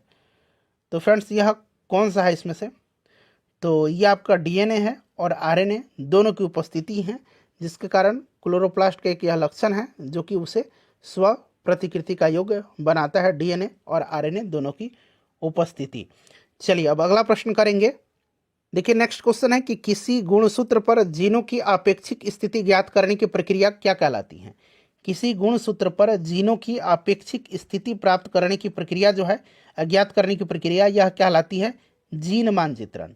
ठीक है ना, इसको हम लोग जीन मानचित्रण बोलेंगे, और इसका उपयोग जीन क्रम निर्धारित करने, जीन के बीच की दूरी की गणना करने के लिए किया जाता है, जीन मानचित्रण। चलिए उसके बाद देखिएगा, ब्रायोफाइटा में बीजाणु मातृ कोशिका होती हैं, मातृ कोशिका पूछा गया है। सबसे पहले बात करते हैं, तो देखिए फ्रेंड्स ब्रायोफाइटा के अंतर्गत मॉस और लिवरवर्ट आते हैं, याद रखिएगा मॉस और लिवरवर्ट आते हैं, ये प्रश्न बन सकता है मॉस और लिवरवर्ट। और ब्रायोफाइटा को जो है, ये जो ब्रायोफाइटा है, ब्रायोफाइट पढ़िए, ये पादप जगत का उभयचर कहलाता है। ठीक है ना, इस चीज़ को आप याद रखिएगा। और ब्रायोफाइट में बीजाणु मातृ कोशिका द्विगुणित होती हैं। ऑप्शन नंबर यहाँ पर बी राइट आंसर होगा। लीची का जो खाद्य भाग है, खाने योग्य भाग है, वो कौन सा है, तो लीची में जो होता है आपका ये एरिल राइट आंसर होगा, एरिल करेक्ट आंसर होगा। ठीक है ना, एरिल राइट आंसर होगा इसका। उसके बाद देखिएगा कि वह जानवर जो मुख्यतः मांस खाता है निम्नलिखित में से क्या कहलाता है। देखिए बीपीएससी स्कूल टीचर का, बीपीएससी टीआरई का प्रश्न यहाँ आपको देखने को मिल रहा है। तो फ्रेंड्स ये जानवर क्या कहलाता है, इसको हम लोग कार्निवोर कहते हैं, कार्निवोर कहते हैं। ठीक है ना। चलिए लैक्टियोल निम्नलिखित में से किससे संबंधित होता है, ये सब बीपीएससी स्कूल टीचर का है, बीपीएससी टीआरई का है। ठीक है, लैक्टियोल जो होता है फ्रेंड्स, ये आपका वसा अवशोषण से संबंधित है। लैक्टियोल जो होता है, लैक्टियल्स, ये लसिका वाहिका हैं, जो लैक्टियल्स रक्त कोशिकाओं के समान होते हैं, लेकिन रक्त कोशिकाओं की तुलना में इनका व्यास बड़ा होता है, और इसका मुख्य कार्य छोटी आंत में आने वाली पचे हुए भोजन में उपस्थित वसा का अवशोषण करना है। तो यहाँ पर वसा अवशोषण होगा। उसके बाद देखिए प्रकाश संश्लेषण के अध्ययन से संबंधित वनस्पति विज्ञान की शाखा क्या कहलाती है। देखिए बीपीएससी टीचर का यह प्रश्न, बीपीएससी टीआरई का क्वेश्चन है, राइट आंसर इसका बताइए। तो फ्रेंड्स इसको हम लोग पादप कारिकी बोलते हैं। ठीक है, यानी कि प्लांट फिजियोलॉजी। देखिए ट्रैकोमा रोग का संबंध किससे है, ट्रैकोमा रोग संबंधित किससे है, तो आपको पता है ट्रैकोमा आँख से संबंधित बीमारी है, ट्रैकोमा आँख से संबंधित बीमारी है। अदरक एक भूमिगत तना है, जड़ नहीं, क्योंकि देखिए प्रश्न बीपीएससी 2-3 बार पूछ चुका है, तो क्योंकि इसमें नोड और इंटरनोड होते हैं, इसमें गांठ और पर्व होते हैं। ठीक है ना, ऑप्शन यहाँ पर बी राइट आंसर हो जाएगा। चलो उसके बाद देखिएगा कि जल परागित पुष्पों में परागकण होते हैं, तो जल परागित पुष्पों में परागकण सूखे होते हैं। ठीक है ना, सूखा राइट आंसर हो जाएगा। देखिए कौन सी ग्रंथि दोनों है, अंतःस्रावी भी है और बाह्यस्रावी दोनों के रूप में कार्य करती है, ये ग्रंथि कौन सी है फ्रेंड्स, तो ये ग्रंथि अग्नाशय है, अग्नाशय राइट आंसर हो जाएगा, option number C correct answer इसका हो जाएगा। ठीक है, चलिए उसके बाद देखिएगा नेक्स्ट क्वेश्चन है कि पौधे की जड़ों में मृदा से जल प्रवेश का कारक क्या है, बताइए राइट आंसर इसका क्या हो जाएगा। तो इसका कारक जो है ये आपका ऑस्मेटिक प्रेशर है, ऑस्मेटिक दाब है। ठीक है ना। चलिए उसके बाद नेक्स्ट क्वेश्चन हमारा कि ऑर्निथोलॉजी अध्ययन है, ऑर्निथोलॉजी जो है यह पक्षियों का अध्ययन ऑर्निथोलॉजी कहलाता है, और हड्डियों का अध्ययन ऑस्टियोलॉजी, ये ऑलरेडी बीपीएससी पूछ लिया है ऑस्टियोलॉजी। चलिए मृत जीवों के अपघटक हैं, मृत जीवों के अपघटक जो होते हैं इसमें से आपके जीवाणु भी हैं। ठीक है ना, और कवक दोनों ही अपघटक के अंतर्गत आते हैं। तो यहाँ पर देखिए आपका उपरोक्त में से एक से अधिक राइट आंसर होगा, जीवाणु कवक दोनों आते हैं। स्तनधारी में सामान्य श्वसन के दौरान डायफ्राम होता है, स्तनधारियों में सामान्य श्वसन के दौरान डायफ्राम चपटा हो जाता है। वस्तुतः क्या होता है कि फेफड़ों के नीचे स्थित डायफ्राम स्तनधारियों में एक श्वसन मांसपेशी है जो श्वास लेने की प्रक्रिया में सहायता करती है। तो यहाँ पर चपटा राइट आंसर होगा। देखिए शरीर की प्रतिरोधक क्षमता से जुड़ी सबसे महत्वपूर्ण कोशिका का प्रकार कौन सा है, बताइए। शरीर की प्रतिरोधक क्षमता से जुड़ी सबसे महत्वपूर्ण कोशिका का जो प्रकार है यह आपका लिम्फोसाइट है, लिम्फोसाइट है, याद रखिएगा लिम्फोसाइट करेक्ट आंसर इसका हो जाएगा। देखिए पौधे में आपका प्रदीप्ति कालिता की खोज करने वाले कौन से हैं इसमें से? तो ये जो खोज किया था ये गार्नर और एलार्ड ने किया था। पौधों के द्वारा प्रकाश की अवधि और समय के प्रति अनुक्रिया को प्रदीप्ति कालिता बोलते हैं। तो गार्नर और एलार्ड यहाँ पर राइट आंसर हो जाएगा। मानव गुर्दे में निस्यंदन इकाइयों को क्या कहा जाता है? सिंपल सा क्वेश्चन है फ्रेंड्स, बताइए राइट आंसर इसका क्या होगा? निस्यंदन इकाई को नेफ्रॉन कहते हैं। तो नेफ्रॉन तो ऑप्शन में दिया है क्या? मानव गुर्दे में निस्यंदन इकाई को जो है नेफ्रॉन कहा जाता है और इसका उपयोग रक्त से पानी, आयन और छोटे अणुओं को अलग करने, अपशिष्ट पदार्थों को जो है निस्यंदित करने, ये सब में किया जाता है। चलिए उसके बाद देखिएगा कि टैकीकार्डिया में हृदय गति होती है। टैकीकार्डिया में हृदय गति होती है। तो फ्रेंड्स इसमें जो होती है टैकीकार्डिया में हृदय गति, यह आपका हो जाएगा तेज हो जाती है। ठीक है, देखिए टैकीकार्डिया हृदय गति के लिए एक चिकित्सीय टर्म है, शब्द है। जब हृदय 1 मिनट में 100 से अधिक बार धड़कता है और चिकित्सा विज्ञान में इसी ही टैकीकार्डिया कहा जाता है और इसमें जो है हृदय की गति तेज हो जाती है। चलिए उसके बाद देखिएगा कि कोविड टीका प्रतिरक्षी प्रक्रियाओं को कैसे उत्तेजित करते हैं। जो कोविड के टीका हैं तो ये जीवित क्षीण SARS-CoV-2 वायरस प्रवेश करके, ऑप्शन बी यहाँ पर राइट आंसर होगा इसका। देखिए निम्नलिखित में से कौन से जीभ के स्वाद नहीं है? जीभ के स्वाद जो होते हैं आपको पता है कि कड़वा, मीठा, नमकीन, खट्टा, उमामी, ये जीभ के स्वाद होते हैं। ठीक है ना। यहाँ पर देखेंगे आप मसालेदार और तीखा, ये जीभ के स्वाद नहीं है। मीठा, कड़वा, नमकीन, उमामी, खट्टा, ये जीभ के स्वाद होते हैं, ये नहीं है। इसीलिए ऑप्शन यहाँ पर 4 और 7 जो कि ऑप्शन डी में दिख रहा है सही आंसर होगा इसका। ठीक है, चलिए उसके बाद देखिए निम्नलिखित में से कौन सा जोड़ा इसमें से सही सुमेलित है? तो यहाँ पर देखिएगा एनोरेक्सिया जो है, एनोरेक्सिया ये आपकी एक तरह की विकार किससे है बताइए? तो ये आपका बताइए राइट आंसर क्या होगा? सबसे पहले देखिए, सबसे पहले मैं आंसर बताता हूँ, 3 और 4 यहाँ पर राइट आंसर हो जाएगा। क्यों? क्योंकि यहाँ पर देखिए डिस्पेनिया जो है ये सांस की तकलीफ है और एनोसिमिया जो है ये गंध की आंशिक या पूर्ण हानि है। ये देखिए एनोरेक्सिया जो है ये खाने का एक तरह से विकार है, हम लोग कम खाते हैं इसमें।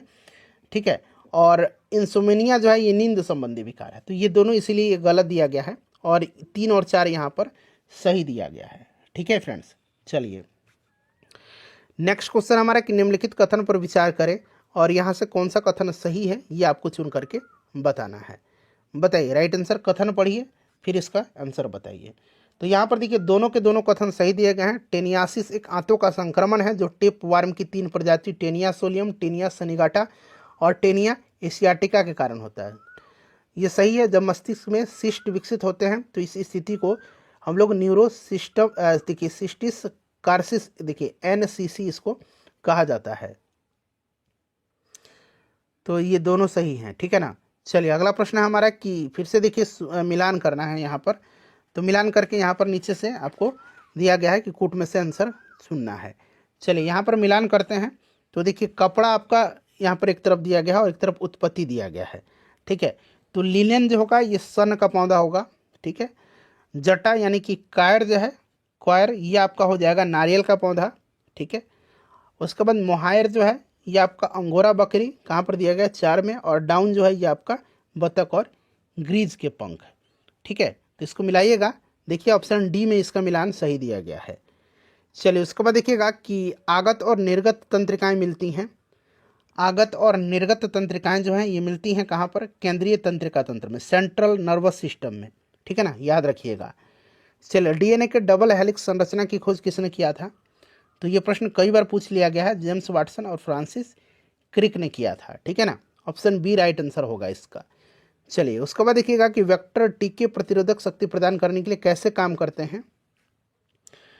तो ये काम कैसे करते हैं फ्रेंड्स? तो ये किसी भी देखिए शरीर में रोगजनकों पर सीधे हमला करके उन्हें नष्ट कर देते हैं। तो इसीलिए ऑप्शन नंबर यहाँ पर सी राइट आंसर हो जाएगा। ठीक है, चलिए उसके बाद देखिएगा कि देखिए mRNA का फुल फॉर्म आपसे पूछा गया। mRNA इसका फुल फॉर्म पूछा गया है। देखिए mRNA पद का विस्तारित रूप क्या है जो महामारी की शुरुआत से ही व्यापक रूप से चर्चा में रहा है? इसका फुल फॉर्म क्या होता है फ्रेंड्स? इसका फुल फॉर्म होता है messenger ribonucleic acid. Messenger ribonucleic acid. पूरा का पूरा प्रश्न मैंने आपको बायोलॉजी का, साइंस वाला जो बायोलॉजी है कंप्लीट करा दिया। सेशन को लाइक कर दीजिए और फ्रेंड्स प्लीज इसको शेयर कर दीजिए।